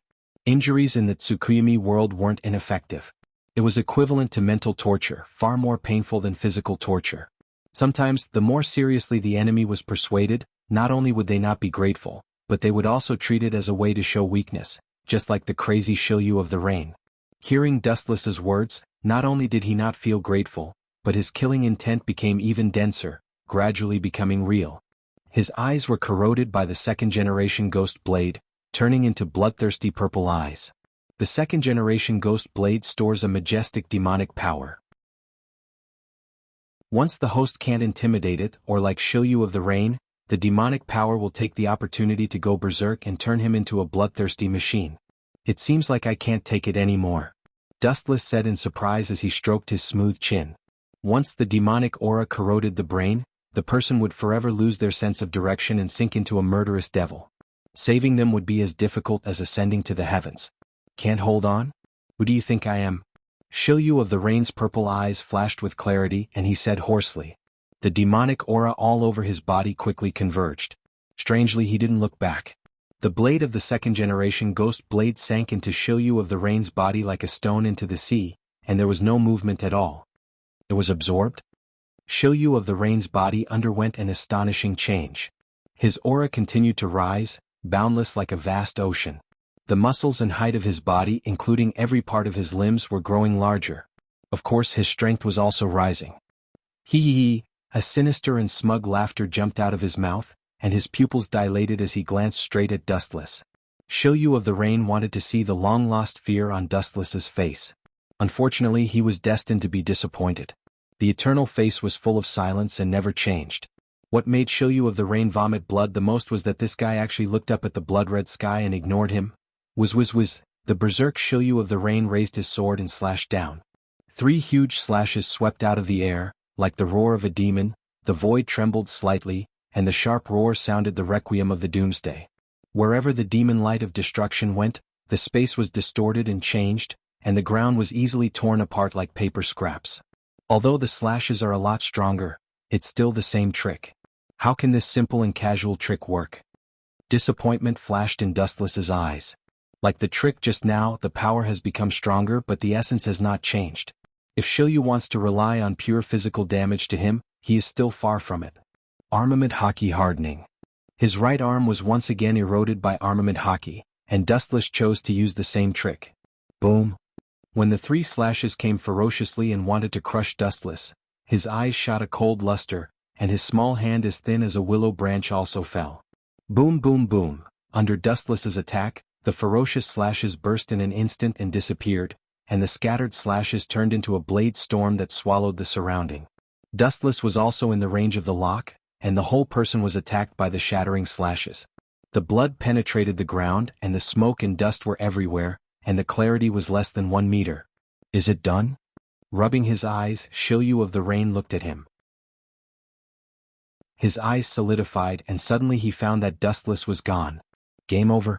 Light speed kick. The light flickered behind him, enough to destroy the mountain.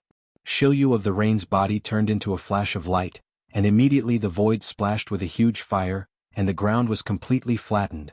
Shilyu, who was burnt, became a candle in the wind. Chapter 785. Staring blankly at the scorched Shilyu of the Rain, Dustless gently moved his limbs, and there was a crackling sound of bones.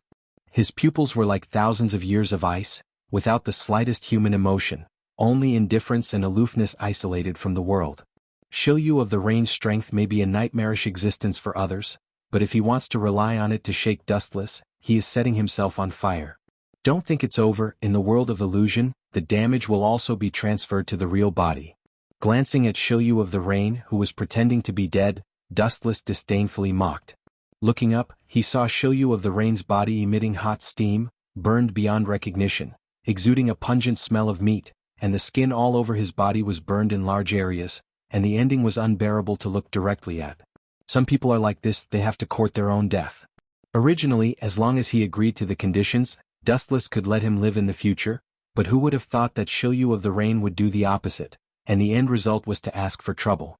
The road was his own choice and no one forced Shilyu of the Rain. This is the gap between realms. Sure enough, pure passion can't make up for it. Shilyu of the Rain raised his head with difficulty and looked up at Wu Chen's indifferent face. His eyes were always expressionless. Shilyu of the Rain's tone carried endless desolation and powerlessness. Some powerful enemies, as long as they work hard with a sincere heart, it is only a matter of time before they catch up with him. However, some enemies like Dustless of the super monster type, no matter how hard they try, they can't catch up with him in the end. Just like what Wu Chen had said before, while you were improving, others were no exception. Even the distance between them is not getting closer but getting farther and farther. He can only watch silently. Still want to continue to struggle? Only by drifting with the tide can you survive. Challenging the wheel of fate is just asking for humiliation, just like you are now. Not only do you not get any return, but also a miserable scene of a stray dog. Looking at the embarrassed Shilyu of the Rain, Dustless said straightforwardly. Shilyu of the Rain's expression flashed a hint of struggle. He was Dustless's lackey. His arrogant heart could not accept it. He was also a famous swordsman. He could not swallow his anger if he was tamed without saying a word. After annihilating the Blackbeard pirates, I will set you free. Of course, if you're discovered by Blackbeard in advance and killed by him, you can only blame yourself for not being capable enough. Dustless shrugged. It had nothing to do with him. Strong people knew how to survive. On the other hand, if they couldn't survive, they could only be eliminated by history and swept into the garbage dump of the river of time. I promise you. Shilyu of the Rain's eyes changed rapidly, and he finally chose to compromise. Brave Surge's final fate was to be smashed to pieces. Are you really willing to let me go? Shilyu of the Rain doubted this.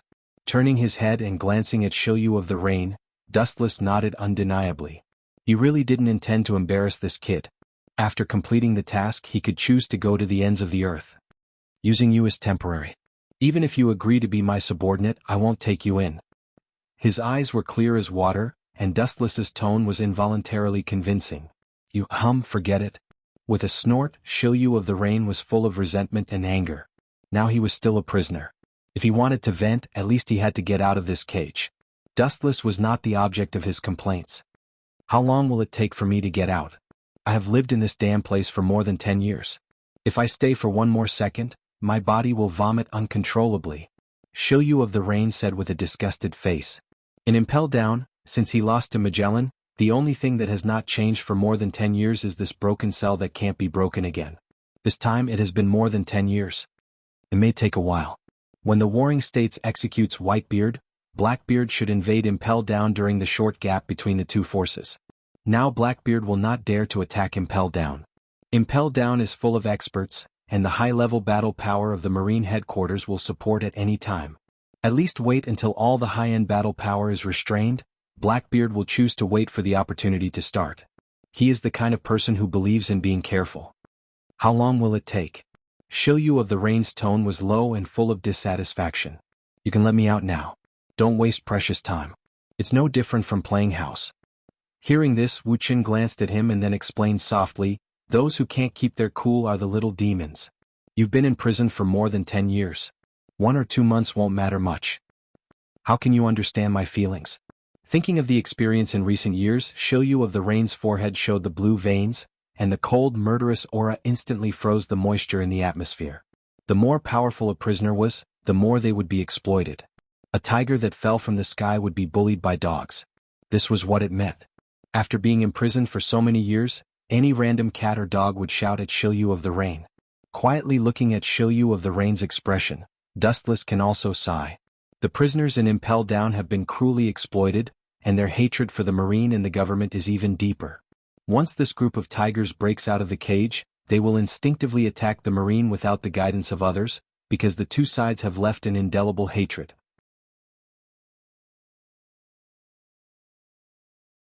Chapter 786. The prisoners in Impel Down are often oppressed by the jailers, and all kinds of torture are common. There is no doubt that after the jailbreak, the first target of revenge is the Marine. Time and space were distorted, and the strange world changed sharply. The world in front of him suddenly turned dark, and he returned to Impel Down again. It took nearly an hour in the world of Tsukuyami, but it was only a second in the real world. Shilyu of the Rain's face instantly changed. The corners of his mouth and his cheeks were swollen. His whole face was dark red and he looked like he was in extreme pain. It seemed that something was about to break out of his mouth, and blood overflowed from the corner of his mouth. Puchi. The damaged ground was covered with large blood stains, and the air was filled with a pungent smell. Shilyu was lying on the ground with a pale face, and it was difficult for him to move his body. Is this the sequelae of being hit hard in the world of Tsukuyami? Shilyu's spirit suffered a heavy blow, and he was on the verge of collapse. Not to mention moving his body, even breathing was dozens of times more difficult. His throat and nostrils seemed to be blocked, and his body was cold, and he had an illusion that he was about to suffocate. There was also a burst of tingling pain all over his body, like hundreds of millions of needles, and every inch of his skin was damaged. I tried my best to suppress the power of the lightspeed kick, but I didn't expect that in the end, it would cause such a consequence. Tsukuyami World suffered a spiritual attack, and the physical attack caused by the lightspeed kick was also converted into a spiritual attack. Shiryu's appearance was normal because of the full force of the lightspeed kick. No, the reason is not me at all. The fundamental problem is still with you. Yan's eyes were like torches and there was a sharp edge. My problem? Shiryu was stunned when he heard the words, and then he raised his head and looked at Yan's black eyes. His painful eyes were confused and he asked without thinking, "What do you mean, don't beat around the bush?" The luster in his eyes was as bright as the stars in the sky. Wuchen saw the truth with a single glance. At first, I classified your strength as at the level of a general, but, according to the current situation, you haven't reached the level of a general yet. Now it seems that all my previous speculations were just my own wishful thinking. Dustless's eyes could not help but darken as he spoke in disappointment. Hearing this, Shiryu of the Rain's old face twitched, and his internal organs once again rolled up a stormy wave, and a hot current surged up like a volcanic eruption. Puchi. A large mouthful of pungent scarlet blood burst out of his mouth again. Shiryu of the Rain clenched his teeth tightly. He thought that Dustless was going to say something big, but it turned out that he was just mocking him for being weak. After more than 10 years he had not even reached the level of a general. Don't think that the general is a big idiot, there are only a few in the world. Shiryu of the Rain's yellow teeth were bleeding, and he argued angrily. He faintly glanced at Shiryu of the Rain. In the darkness of the cell, his deep eyes were even more charming and sparkling.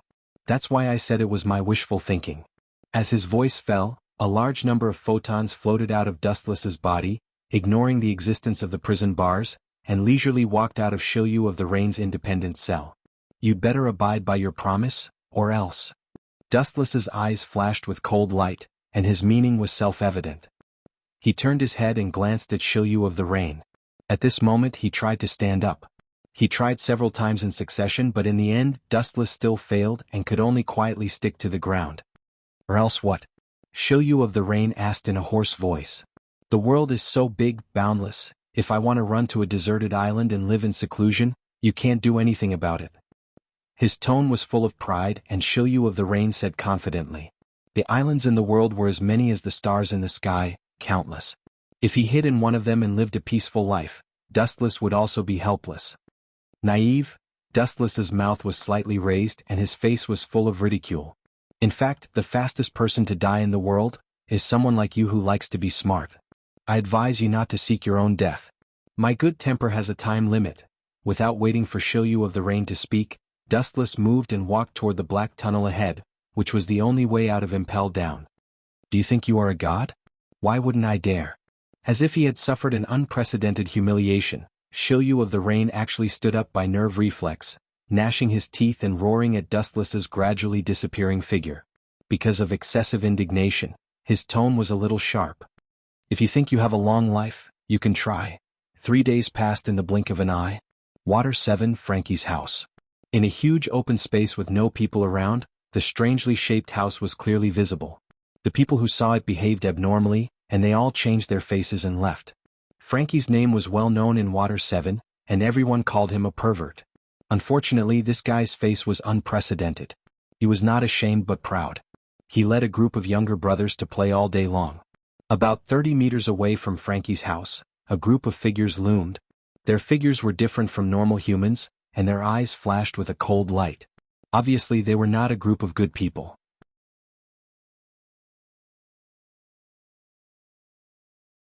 Chapter 787. This group of unknown mysterious people were all standing strangely on the branches. What was even more inconceivable was that these branches were clearly only as tough as willow branches, yet they were able to step on them and remain unscathed. It was obvious that their skills were extraordinary, and they were even whispering to each other.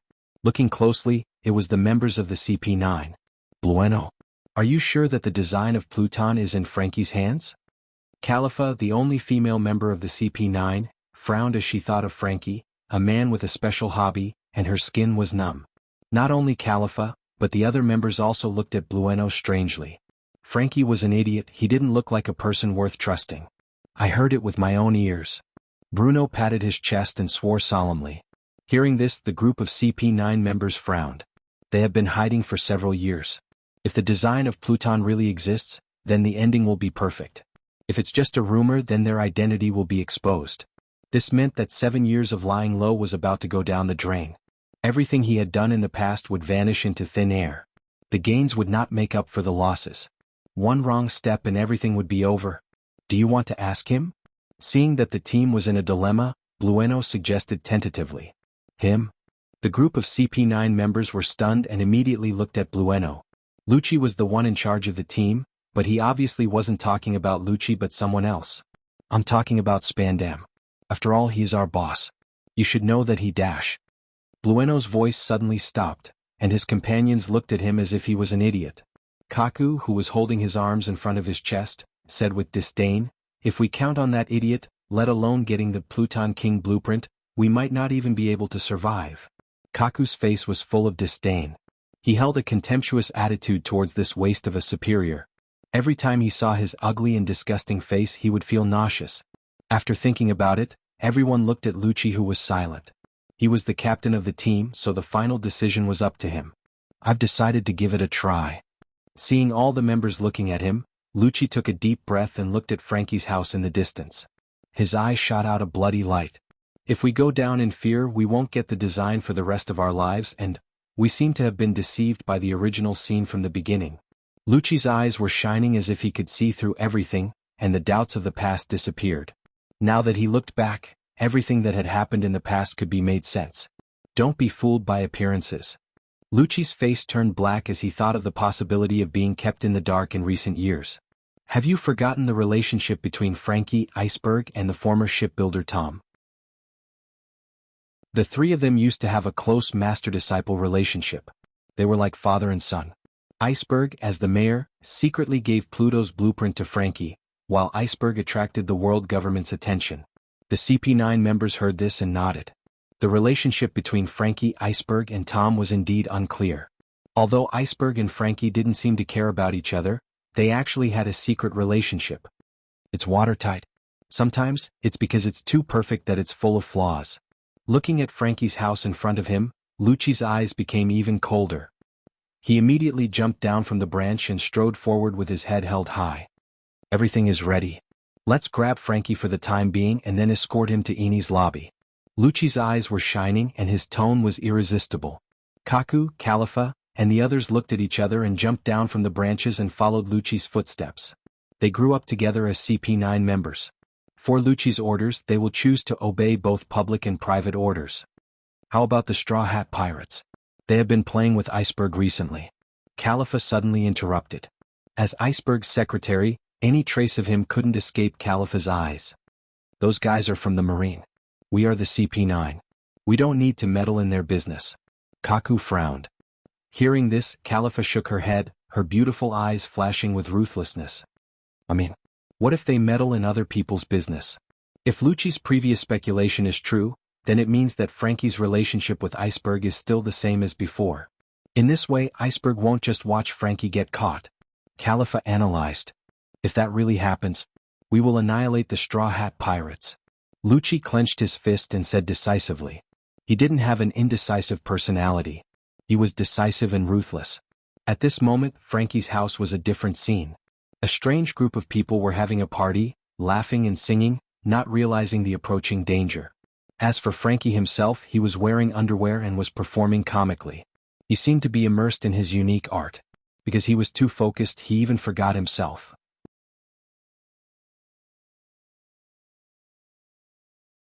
Chapter 788.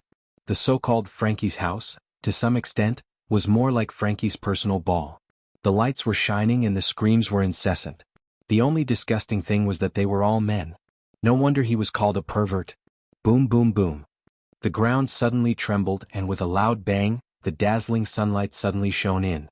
Everyone in the house of Frankie was stunned. They were used to being domineering on the island, and very few people dared to provoke them. This sudden scene petrified the people present, and they immediately revealed a terrified expression. They looked at the blue-haired man on the stage and instinctively stepped back. This strange middle-aged man was dressed funny. He only wore boxers on his lower body. His thick legs were covered with dense hair, and he wore a funny pair of sunglasses. People couldn't help but associate him with a clown.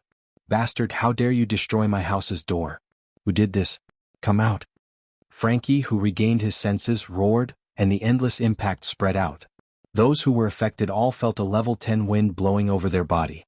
They looked at Frankie with lingering fear. Their boss was angry. "What are you doing? Can't you see clearly? No wonder you are a pervert. Of course, we are here to destroy your house." Undisguised mockery spread out and inevitably entered Frankie's ears. It ignited the fire in his heart. Frankie was already burning with anger, and his entire right arm was trembling as if it was going to break. There were visible cracks that could be seen with the naked eye. Era, what a good body. You can transform your body to this state with your own ability. It seems that your shipbuilding technology is far better than ours. But that's right, we are not shipbuilders. Several figures came into view from the door that had been destroyed by the chisel ship. "It's you guys?" Frankie restrained his anger and glared at them. "You guys dare to destroy my house. But then again, you are all Iceberg's workers. How can you suddenly become so strong?" Frankie looked at them cautiously. He was keenly aware that something was wrong. "Frankie," raising his eyelids, Lucci stepped forward and turned into a gust of wind. Whoosh whoosh whoosh. Frankie closed his eyes out of instinct as he felt a sharp gust of wind in front of him. A second later, he felt that the wind had calmed down, so he slowly opened his eyes. So fast. Just when did it happen? Staring at Lucci in front of him, Frankie couldn't describe the shock in his heart. These usually honest shipbuilders have now turned into awakened Azura, a cold-blooded butcher.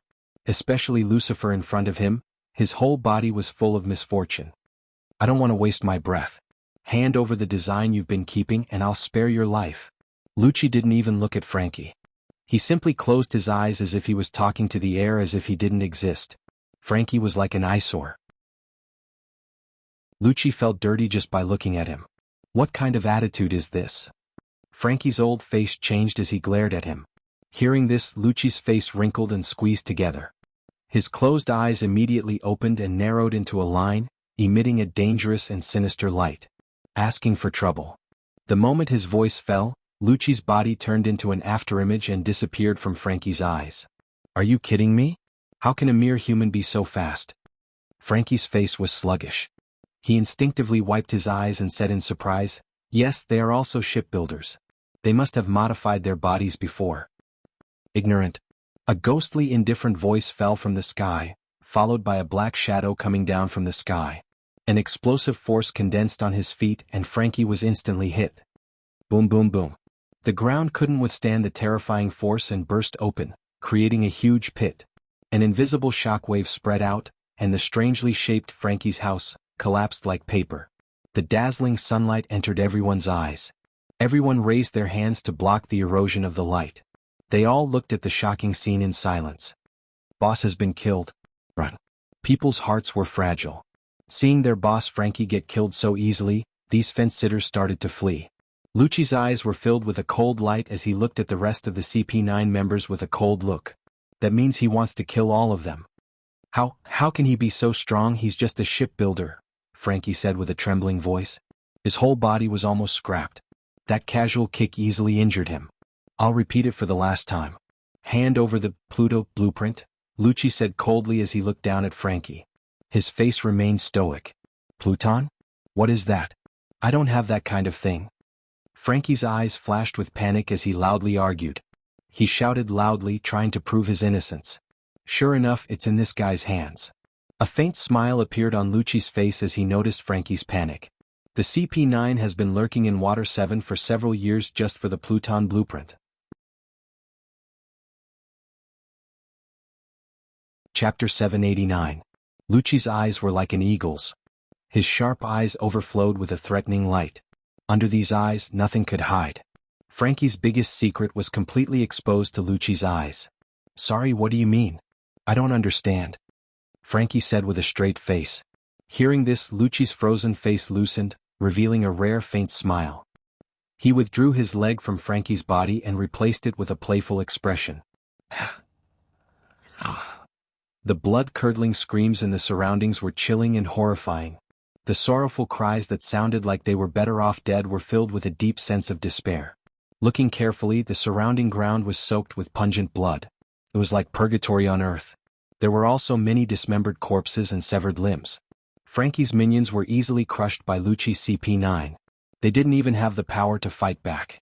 These rookies couldn't do anything at all. "Stop it, you bastards." Hearing the miserable screams, Frankie's eyes turned red as he roared sharply, his tone filled with hysteria. "As you wish, all of you stop."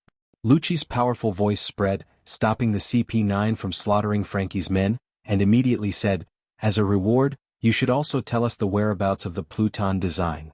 "I don't know." Frankie argued with a red face. "Is that so?" Hearing this, the corner of Lucci's mouth once again flashed a devilish smile. He waved his right hand with great momentum, and the miserable scream once again resounded throughout the sky. The CP9 once again began to slaughter Frankie's men. "Bastard, let go of me, I'll tear you apart alive." Frankie roared angrily, his words were full of hatred.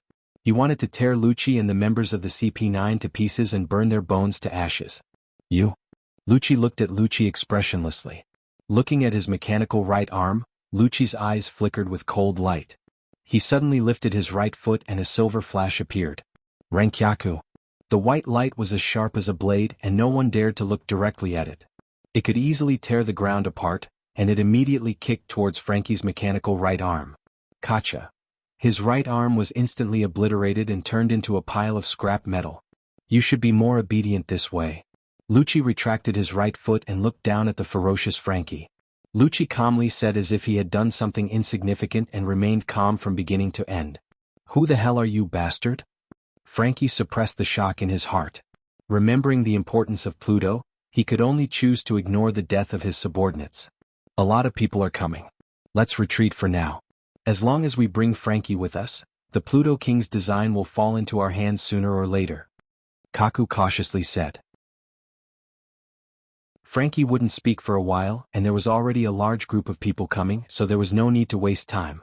Lucci pondered for a few seconds before nodding slightly. Frankie was clearly stalling for time. It was best to take him away. In the blink of an eye, 3 days had passed. Lucci and the others also arrived at Eni's lobby from Water 7. They thought they would be greeted by their boss, Spandam, but they didn't expect to be greeted by another nightmare. "Ah, you are finally back. I have been waiting for 4 days. Dustless had a smile on his face as he waved at Lucci and the others. As for Spandam, he was standing next to Dustless. He was obviously the boss of the CP9, but in an instant he became Dustless's foil. The faces of the CP9 members changed. Their faces were gloomy, but they could only smile awkwardly. Their ugly faces had a bright smile, it was enough to see how forced their smiles were. In the past, Mariehua and Dustless left an indelible impression on them. Invincible strength and an exaggerated identity that could shake the world with a stomp of his feet, everything was enough for them to look up to. "This guy is Frankie, right?" Dustless asked as he stared at the steel freak with interest. Lucci and the others' faces stiffened. They immediately looked at each other and nodded. It was impossible to hide it. They were afraid that the idiot Spandam would tell the whole story to Dustless. "You guy." When Dustless appeared, Frankie stared at him. He felt like he had seen him before. Then he remembered that Dustless was already famous in the world when he was only in his 20s. He often read about him in the newspapers.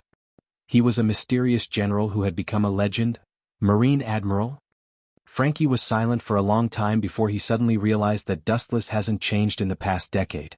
His appearance has always been the same as when he was 17 or 18 years old. "You are smart." After glancing at Frankie, Dustless looked straight into his eyes and said threateningly, "If you picked it up, then hand over the Pluto blueprint. I guarantee that you won't have to worry about food and clothing in the future. Otherwise you will be imprisoned forever." Lucci and the others' faces changed. Dustless's words were tantamount to directly saying that he wanted to take the blueprint of Pluton. Although they are under the same force and even Dustless's status is far higher than their CP9, Lucci and the others can't accept it.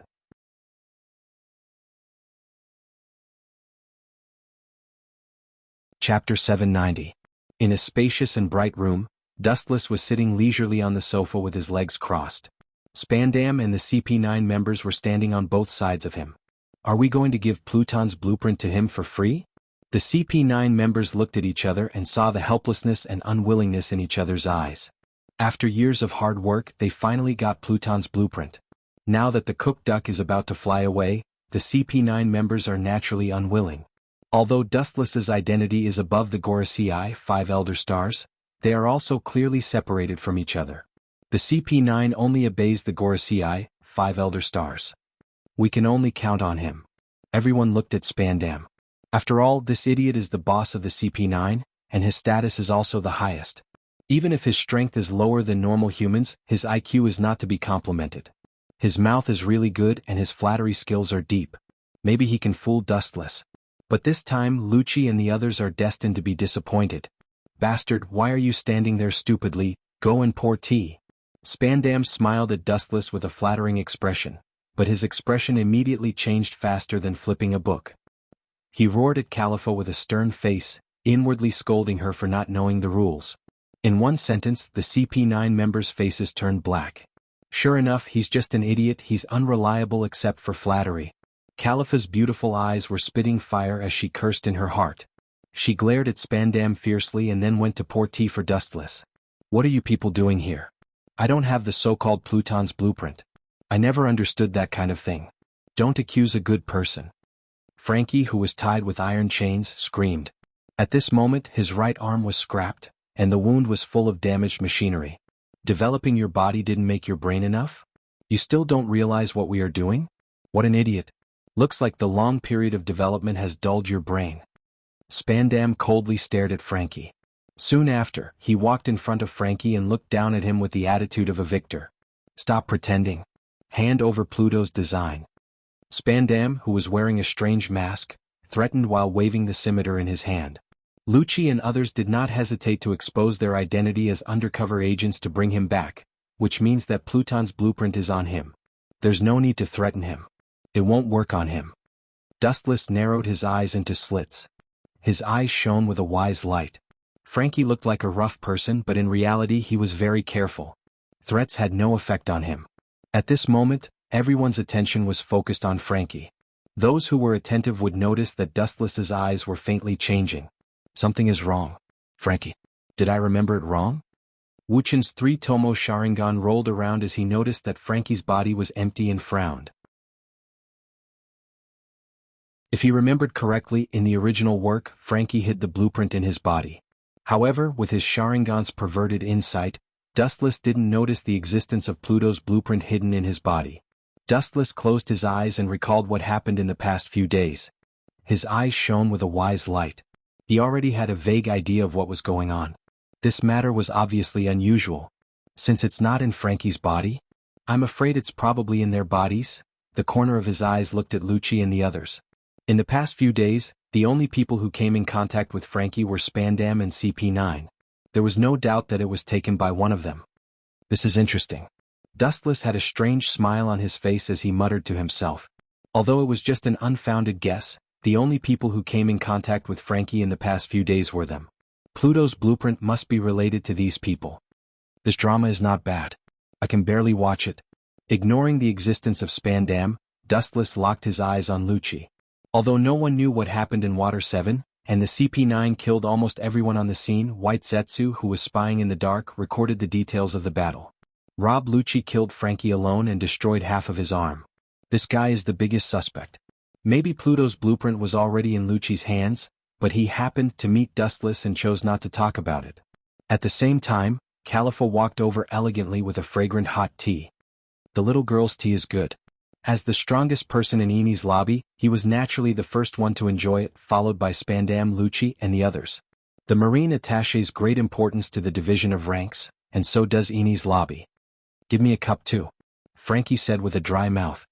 He had been tortured for the past few days, and his stomach started to growl in protest before he even had a chance to eat anything.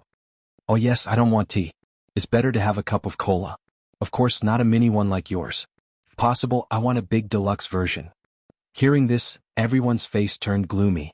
Even Dustless's calm mind couldn't help but tremble slightly. This bastard doesn't have any awareness of being a captive.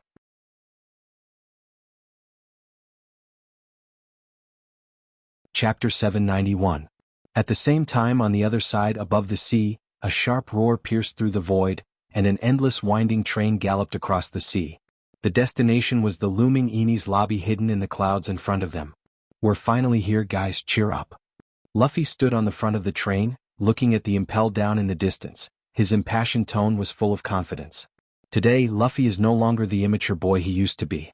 After several consecutive defeats, first Dustless, then Ikiji, although his hot-blooded nature hasn't weakened, he is much more mature than before. That's Enies Lobby. Unbelievable. Usopp's face was sluggish, the distant Enies Lobby was hidden in the clouds as if it was floating in the sky, and the visual conflict was particularly shocking. Isn't it a bit reckless for us to accept Iceberg's mission in a hurry? After all, we have only known each other for a few days.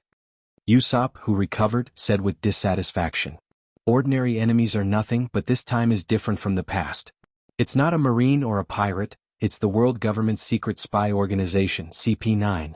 Their strength is stronger than any enemy they have seen before. Shut up, Usopp. Zoro's eyes were filled with a ferocious light that belonged to a beast, and a ray of sword intent that wanted to cut off the sea spread out. The sword at his waist made a burst of clear sound, and he was quite excited. We are pirates, and it's common for us to fight against the world government. The Straw Hats nodded. They will be invincible in the future, so it's good to test the enemy now. Iceberg-san treated us sincerely. He also promised to help us build ships for free, so it's only right to help him save Frankie. Sanji said after smoking. Seeing this, Usopp tactfully shut his mouth. The harsh sound of the train's whistle was getting closer and closer, and finally it inevitably reached Dustless and the others' ears. That should be the water train. Looking as far as the eye could see, through the layers of clouds, the galloping train in the distance could be seen in his eyes. Due to the excellent dynamic capture ability, he could even clearly see Luffy and the others. You can't wait to die? I'll send all of you to hell this time. Spandam gritted his teeth as if his dignity had been trampled and insulted. He looked ferocious as if he wanted to cut the Straw Hat Pirates into pieces. Lucci Kaku Khalifa.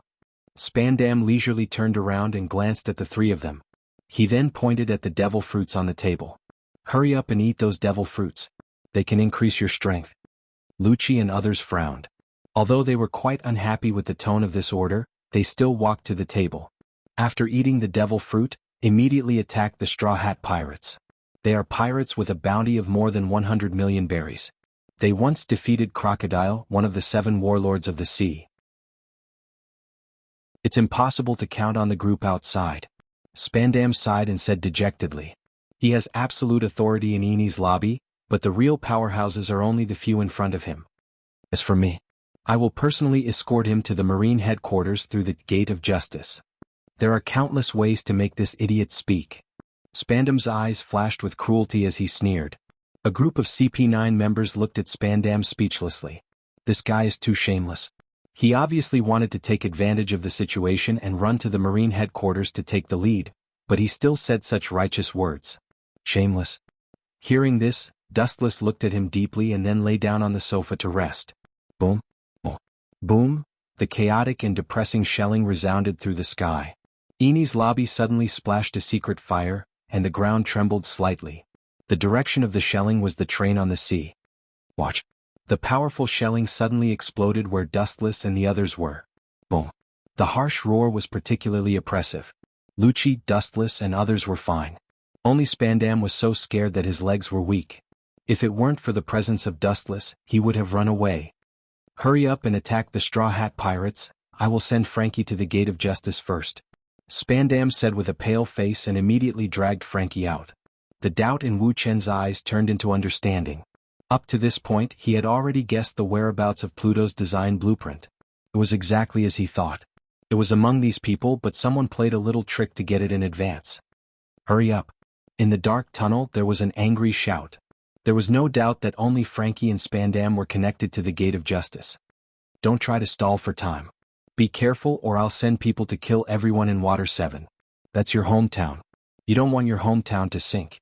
Since that's the case, you better be sensible.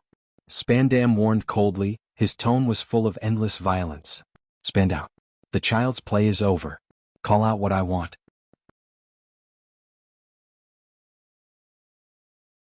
Chapter 792. With the help of the dim light, they could clearly see that there were more shadows on the ground. They were confronting Frankie and Spandam. The shadow stood in the darkness like a javelin, showing no fear at all.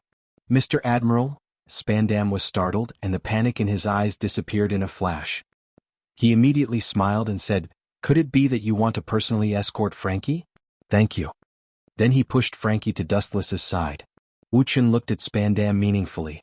After a moment of silence, he retracted his gaze. You are really despicable. The design of Pluto is already in your hands. You have guts. You even dare to lie to me. Spandam's face stiffened, then he said with a blank face, Frankie is a stubborn guy, he didn't say anything about Pluton's blueprint. If you don't believe me, you can ask him. Spandam pointed at Frankie with a flattering smile. His expression was even more affectionate than when he saw his own father. Frankie was silent, he just quietly looked at the ground. His face was no longer as violent as before. It seemed that the cold ground was more attractive than Dustless and Spandam. You bastard. Spandam was about to teach Frankie a lesson. Frankie was now tied up in chains, he was like a fish on the chopping board. Spandam naturally wasn't afraid. Your acting is really crude and inferior, Spandam. Wuchen suddenly spoke out to stop his action. You must be mistaken. Spandam argued, Lucci is a cold-blooded person, he can't get the answer. He is the ultimate killing machine trained by the government. You still don't want to admit it? Dustless just glanced at Spandam and said, You are wrong. Lucci is the ultimate killing machine, he can't get the information about Pluton's blueprint. Lucci's behavior is about bloody killing. That is, justice in the dark. He can't do this kind of torture. Not only him but the entire CP9 can't do it. The only person who can do it is you. Dustless said. Spandam didn't understand, he asked blankly, They can't do it, only I can do it? Impossible, I am just an ordinary person. Ordinary person? Dustless said with a sneer, An ordinary person can't be the highest officer of the CP9. The reason why I said you can get Pluton's blueprint is because you are more despicable than them. In the end, Dustless's voice rose several decibels. As Spandam said, he was just an ordinary person, but in the end he became the highest officer of the CP9. He was more despicable than others, he knew how to survive. Therefore, Spandam more suitable to deal with Frankie's stubbornness. He also knew how to be flexible, unlike Lucci who only knew how to kill. Akiji seemed to have given you something. A light voice made Spandam's face change, cold sweat dripped from his forehead uncontrollably. This is the Golden Den Den Mushi, it's necessary to launch the Demon Slayer order. Dustless said as he took out the Golden Den Den Mushi. Why do you have such a thing? Frankie exclaimed in horror. Obviously he was panicking due to his careless nature. We are both admirals, why don't I have something that Akiji has? But since you know the Golden Den Mushi, it means that you have the same idea as me. In this world, in addition to the admirals, only Spandam has the Golden Den Mushi. The reason why Frankie knew about it was because in the past few days, he took the opportunity to explain to Frankie the role of the Golden Den Mushi. Dustless's voice was very soft, but it was full of wisdom. If I'm not wrong, you should be secretly threatening Frankie. If he doesn't hand over Pluton's blueprint, you will launch the Demon Slayer order to destroy the entire Water 7. Only a despicable person like you can do this kind of thing. You and your father are the same. This kind of despicable means Lucci wouldn't use it. Spandam's face was ugly as he looked up and saw Dustless's eagle eyes. His heart was filled with despair. In front of those shining eyes, all his secrets were exposed to the air, allowing Dustless to browse at will. You only have 3 seconds to think about it, don't force me to do it myself. Dustless said expressionlessly. The air flowing through his mouth froze into ice. Obviously he wasn't joking. Spandam lowered his head. Indeed, as Dustless said, Pluton's blueprint is in his hands. He intends to give it to the Gorosei 5 Elder Stars, instead of the Fleet Admiral. Spandam wants to take the credit. How do you know? I should have done it flawlessly, Frankie wouldn't dare to expose the secret. Spandam roared furiously, his eyes were bloodshot. When he met a Marine Admiral like Dustless, the Pluton design in his hand would immediately change owners. Flawless? A mere ant dares to say that. In this distorted world, there are always countless people like you who like to be self-righteous. Dustless couldn't help but shake his head. This guy is just an ordinary slag. He relied on his father's influence to barely get to the top. He can't even beat an ordinary Marine. Even if we take 10,000 steps back, even if your acting is really flawless, there are still many flaws. His voice was full of wisdom. Seeing Spandam still puzzled, Dustless explained, Don't you understand? Sometimes perfection is a flaw. It's because everything is too normal that he appears abnormal and full of mistakes.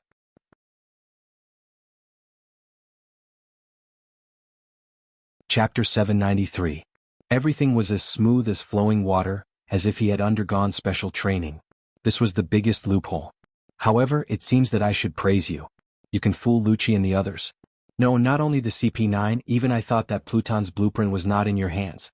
It's amazing to be able to do this, but it's over.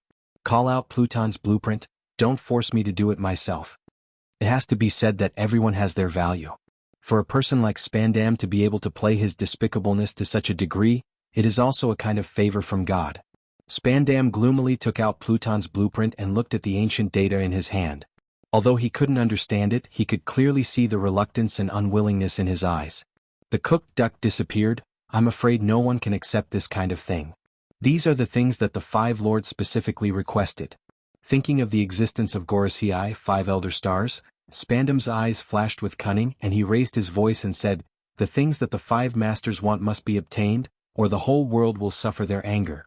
Dustless heard this and looked cold, keenly smelling a threat and warning. A large number of photons suddenly floated out of his body and whizzed out. Wherever the beam went, everything was in a state of decay. The whole world has to suffer the anger of Gorosei, 5 elder stars? I am an exception among those countless people. The dazzling light that was enough to burn everything fell from the sky. Spandam was about to look up, but a majestic force poured down and instantly crushed his body. Under the impact of the powerful force, the ground cracked like a spider web. Boom, boom, boom. The earth couldn't withstand the flash of light, forming a large scorched hole. In the deepest part of the hole, Dustless stepped on Spandam's chest. I didn't die. When did I become so strong? Especially my endurance. Spandam rejoiced and laughed with tears of joy. Unknowingly he became so strong. Don't misunderstand, I was just afraid that Pluton's blueprint would be burned, so you didn't bear the power of this blow. Dustless looked down at Spandam with an indifferent expression. The more he looked at Spandam, the more he felt that Spandam was an idiot. Soon after, he looked at the design of the Netherworld King in Spandam's hand, and a strong gravitational force emerged from his palm. These are the things that the 5 lords need. Mr. Great General, you'd better not harbor any evil thoughts. Spandam still chose to stand on this side when he recalled the terrifying strength and influence of the 5 elder stars. However, when he said that, Dustless's face darkened again. Of course I'm not threatening you. I'm doing this for your sake. Spandam said hurriedly with a look of loyalty on his face. It seems that Lucci didn't tell you about my past, Spandam. Ripples splashed from the bottom of his eyes, and a thick sneer swept across his face. As a celestial dragon, do I need to be afraid of the 5 elder stars whose status is not as good as mine? In this world, the status of the celestial dragons was above the Gorosei. Spandam was directly petrified. After a few seconds of sluggishness, he recovered and said in a trembling voice, You are actually a celestial dragon? Spandam was sweating profusely, the fear in his eyes was clearly visible, and his whole body was trembling uncontrollably. Celestial dragons were not bound to do things. They did not need a reason to kill people. Those who could be killed directly were God's blessings. There were many people who were tortured to death. I'll let you go this time. Looking at the design of the Netherworld King in his hand, Dustless withdrew his foot and turned to leave this place. Caesar had promised him that it would only take 2 years to obtain the other half of the design and create the complete Netherworld King. This evil star is finally gone. Staring at the back of Dustless, Spandam breathed a sigh of relief, and his whole spirit recovered a lot. Encountering a celestial dragon was more serious than encountering the enemy who killed his father. Right? Dustless's footsteps suddenly stopped and stood still. He seemed to be thinking about something. After a while, his body turned into an afterimage and disappeared. What a fast speed. Spandam opened his mouth in surprise. This was the strength of a general. When he moved, it was impossible to see with the naked eye. Thinking of Dustless's identity and his shocking strength, he was about to flatter him, but suddenly he felt a pain in his chest. Poochie. Dustless, who had disappeared, suddenly appeared behind Spandam. The golden photon greatsword in his hand was incomparably sharp. It pierced through Spandam's body, leaving behind a charred hole. Spandam could feel his vitality rapidly depleting. Why did you kill me? Spandam's eyes were bloodshot and he roared unwillingly. His sharp tone made people tremble. You clearly said before that you would not kill me. Why are you going back on your words now? Spandam, who was gasping for breath, roared like a madman. He was about to die. He certainly did not care about status. Going back on my words? It's just nonsense. Glancing coldly at the hysterical Spandam, Dustless made a distressed expression and said helplessly, My memory is really not good. I am too forgetful. I said before that I would kill you in more than 3 seconds. From just now to now, it is far more than 3 seconds. Fortunately, I remembered when I was about to leave, so it's natural to kill you.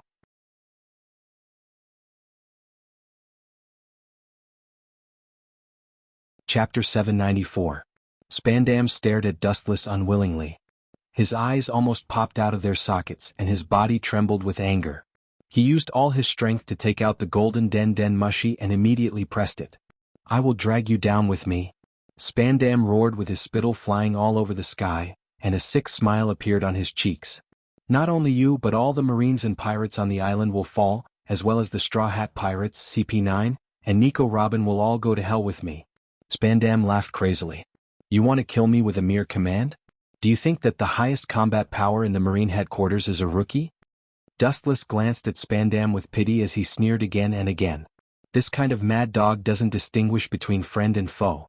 Who knows when he will come out and bite you, so it's wise to kill him as soon as possible. Demon slaughter order? What is that? Damn it, Spandam wants to kill us as well? Run. At the same time, the contents of the conversation between Dustless and Spandam were broadcasted. The pirates and Marines in the war were all shocked and then they threw away their weapons and fled. You took my Pluton blueprint, I will make you pay the price. Spandam roared with his last strength and he stared at Dustless with vengeance and immediately laughed wildly. Our conversation has been broadcasted all over Eni's lobby through the broadcast den mushi. You won't have it easy. It won't take long for the whole world to know that you have the Pluton blueprint, and the Marines and pirates won't let you go. After that, Spandam stared at Dustless's face, trying to find fear on his face. That's it? Vulgar. Dustless stepped on the den mushi and sneered, You idiot, don't forget that you have just activated the Demon Slaughter Order. The Demon Slaughter Order is an indiscriminate bombardment until the entire island is burned to ashes, which means that all the people on the island will be brutally slaughtered by the Marines.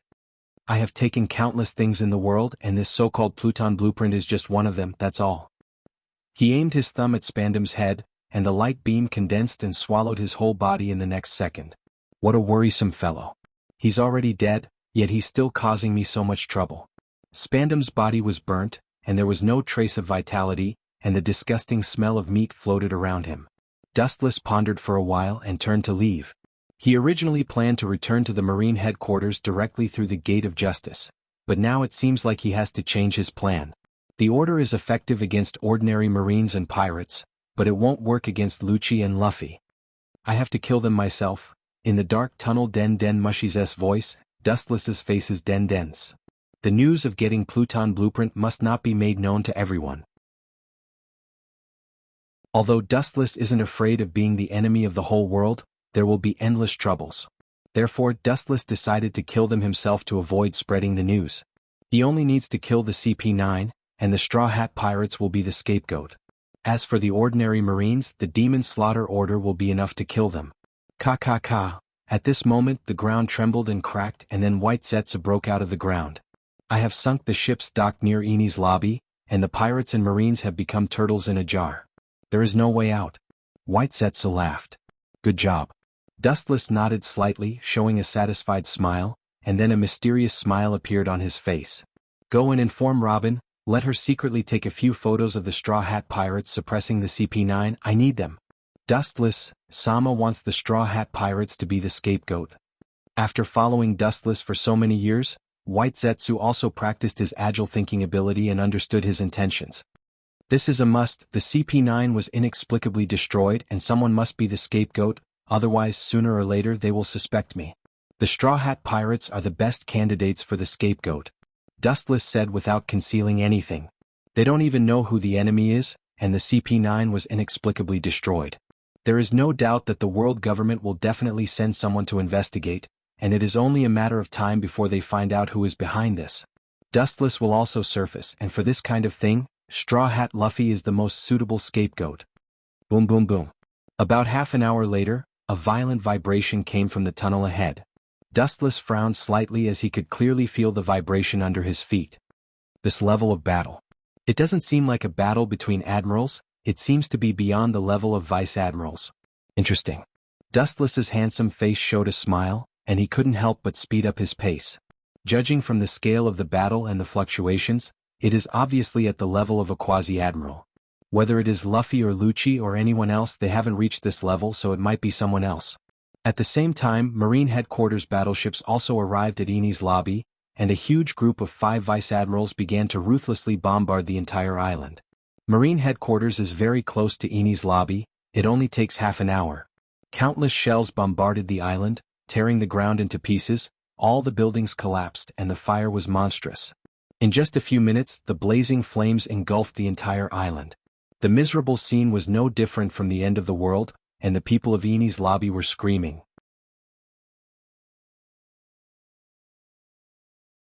Chapter 795. The further he went, the clearer the vibrations from the depths of the dark corridor became, and even the entire tunnel trembled with his rhythm. Kakaka.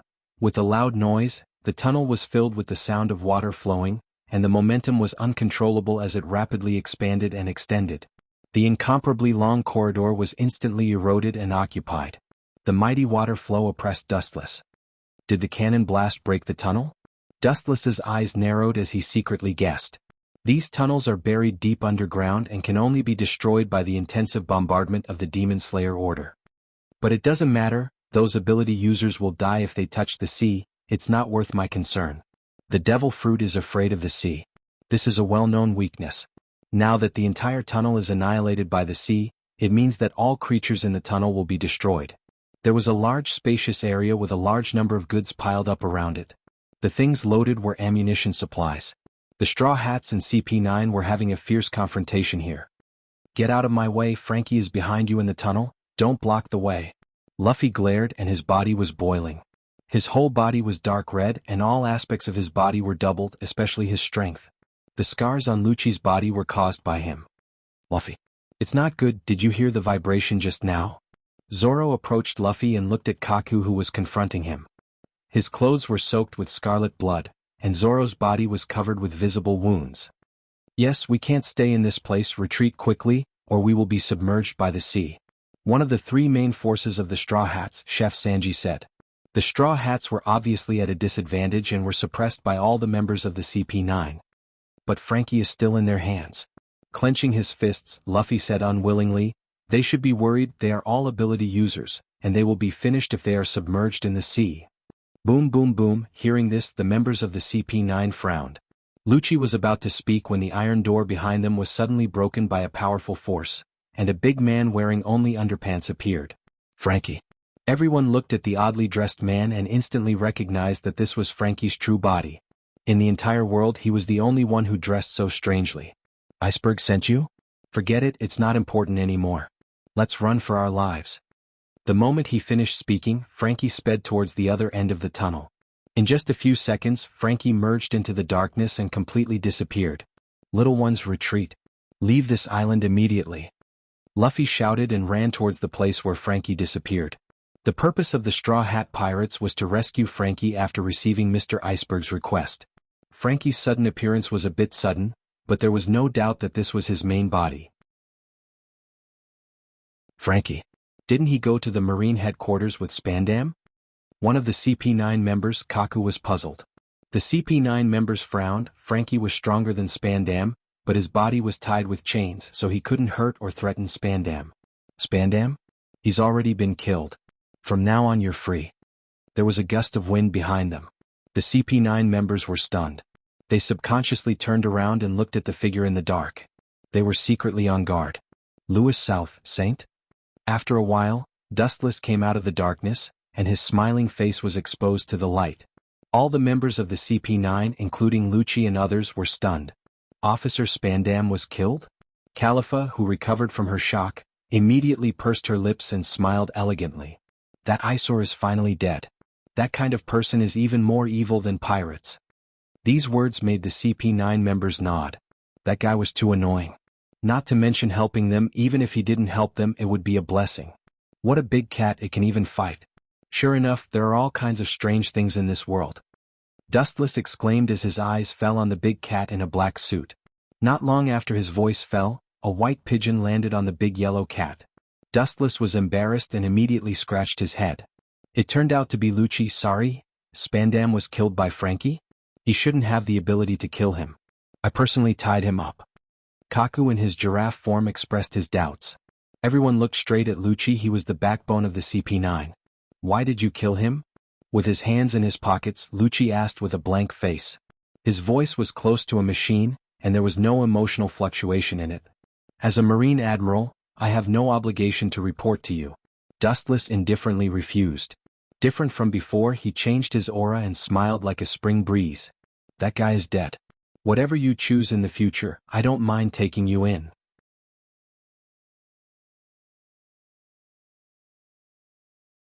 Chapter 796. Wu Qin refused indifferently. Different from before, his aura changed and he smiled like a spring breeze. That guy is dead. How do you choose in the future? I don't mind taking you in. The faces of the CP9 members flashed with displeasure. Dustless actually said in front of them that he killed their boss. This is a slap in their face and contempt. Although Spandam is a well-known waste, despicable and shameless, he is even more evil than some pirates, but he is still the highest officer of the CP9. If he is killed, they won't be able to answer to the Gorosei, 5 Elder Stars. The CP9 is an espionage agency of the world government and has nothing to do with the Marine. It seems that what you just said is true. You killed him to get Pluton's blueprint. Lucci remembered the broadcast before and was full of vigilance. What will happen if I don't agree? Will you kill me? Then only death awaits. Wu Chen's face changed immediately, and his whole body emitted an oppressive aura. Are you threatening us? Kaku and the others said in a low voice. If it wasn't for Dustless's identity as a Marine Admiral, they would have already started fighting. It has always been the CP9 who threatened others. It was the first time they met Dustless. In order to leak the news of Pluton's blueprint, he intends to destroy us. Lucci understood Dustless's intention and said with a cautious expression. The Marines and the Straw Hat Pirates outside should be your targets. That's for sure. Anyone who knows that I have Pluton's blueprint must die. If it wasn't for your strength, you would have died on the spot. Dustless smiled and didn't hide anything. There was no need to lie to them. As for the group of Marines and pirates outside, the Demon Slayer order is enough to destroy them. The Straw Hat Pirates will be the scapegoats. That's why we're the only ones left. As long as we refuse your conditions, we'll be obliterated, Khalifa said with uncertainty. Not bad. I like smart women. I like that you won't do things that bring about your own destruction. Dustless nodded gently and gave her a look of appreciation. Dustless was also ready to kill them. The CP9 was the ultimate weapon trained by the government for many years, and their loyalty to the world government was deeply rooted when they were young. The CP9 is ordered to carry out the dark justice. If saving 1,000 people requires the sacrifice of 100 people, the CP9 will not hesitate to obliterate those 1,000 people. This is their cold-bloodedness. Heaven or hell, which will you choose? Dustless asked in the end, his words filled with killing intent. Isn't that obvious? Of course, I won't lower my head to you, an evil force. The CP9 is the government spy agency. Betraying the Gorosei is impossible. Gabra, one of the CP9 members, shouted. From the moment they joined the organization, they were ready to die. Now, it's impossible for them to be Dustless's dogs in order to survive. You can't wait to die. Dustless, who had expected this, sneered again and again. Although Lucci and the others didn't speak, they must have said the same thing. They are loyal to the world government and are not afraid of death. Soru. Jabber's body suddenly turned into a shadow, and a gust of wind swept through the air, and then he appeared at the back of Dustless's head. Sure gone. The muscles at the front of his fingers tightened, and the power was strengthened to the point that it could easily penetrate a human's body. Go to hell. Jabber shouted, and immediately his thumb mercilessly pierced toward Dustless. The target was his head. This move was extremely cruel, and he intended to kill Dustless with one blow. You want to kill me? You should go home and train for 100 years. Dustless turned his head and looked at Jabber with disdain and said sarcastically. Hearing this, Jabber became angry and the strength in his hand increased by 3 points. Ka. The crisp sound of bones breaking sounded out of thin air. The CP9 members thought that Dustless's blood was splashed on the spot, but they didn't expect him to stand still. Instead, Jabber behind him was full of pain. His fingers were obviously distorted and completely destroyed. What the hell is this move? Tekai? It doesn't seem to have this level of hardness. Jabber clearly used hit on his head. How did Jabber's hand break? The CP9 members were stunned and petrified on the spot. If I'm not wrong, this should be armament hockey.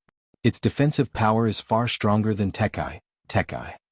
I heard that it can also attack Logia ability users. Lucci's eyes lit up. This was also what he heard, and he didn't know the specifics. Lightspeed kick.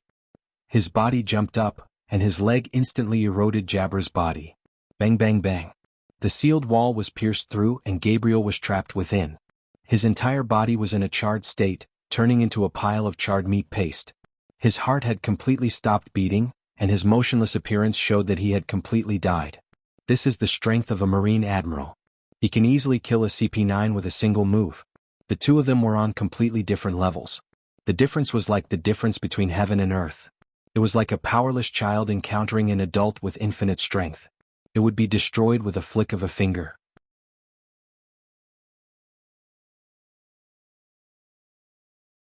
Chapter 797. This is the strength of a Marine Admiral. He can easily kill the CP9 with a single move.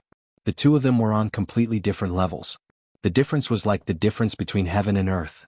It was like a powerless child encountering an adult with infinite strength. It would be destroyed with a flick of a finger. Before I change my mind, come at me. I will give you a chance to bloom before I obliterate you. It's not fair to kill you directly. Wuchen hooked his finger and said provocatively. Lucci and the others looked at each other and immediately swarmed up without hesitation. They can deal with the Straw Hat Pirates alone, but now the opponent is a Marine Admiral, they can only gang up on him.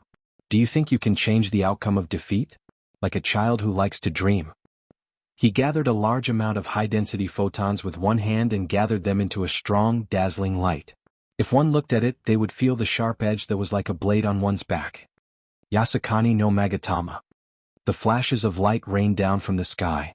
The CP9 members were bathed in endless light as they tried their best to avoid it. Pucci?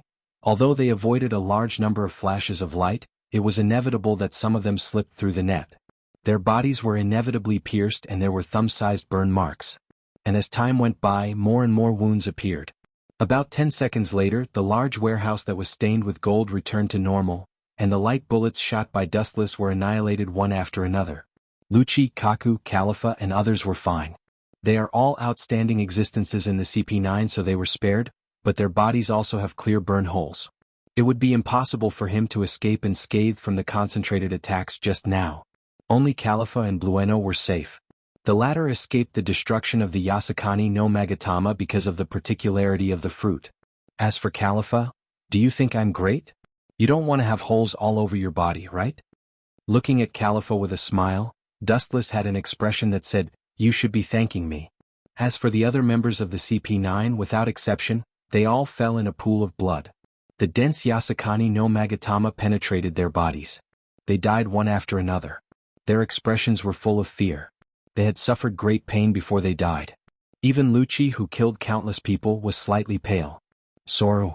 His body lost its texture and disappeared without a trace. Six King's Spear. As if he suddenly emerged from the void, Lucci condensed a majestic force in his hands and directly smashed towards Dustless's back. The strong impact produced by his hands made the whole body tremble. Boom boom boom. The hard floor was easily penetrated and a big hole appeared. Lucci narrowed his eyes and tried to find Dustless in the deep hole. When the smoke dispersed, there was no one left in the desolated pit. With your current level of cultivation, it will be difficult for you to even touch my body. Fighting against me will only bring about your own destruction. The photons condensed and retracted, transforming into Dustless. I don't need to tell you. You should know that pure physical attacks are useless against nature-type abilities. From the start of this battle, you were destined to lose. To touch the body of a Logia user, you need armament hockey. CP9 members don't understand it at present, and some of them may not even know what armament hockey is. Renkyaku. Kaku, in his giraffe form, raised his foot and made a long and narrow crack on the ground. A group of problem brats. It seems that you don't understand human language. Dustless's expression gradually became gloomy, and he also gave up the last heart in his heart. The world government had brainwashed them many years ago, and the chance of them turning back is zero. This is the end of the small skirmishes. The hostility in his body rose, and his momentum continued to rise. Even because of too much oppression, the particles on the ground kept jumping back and forth. Who needs your small fight?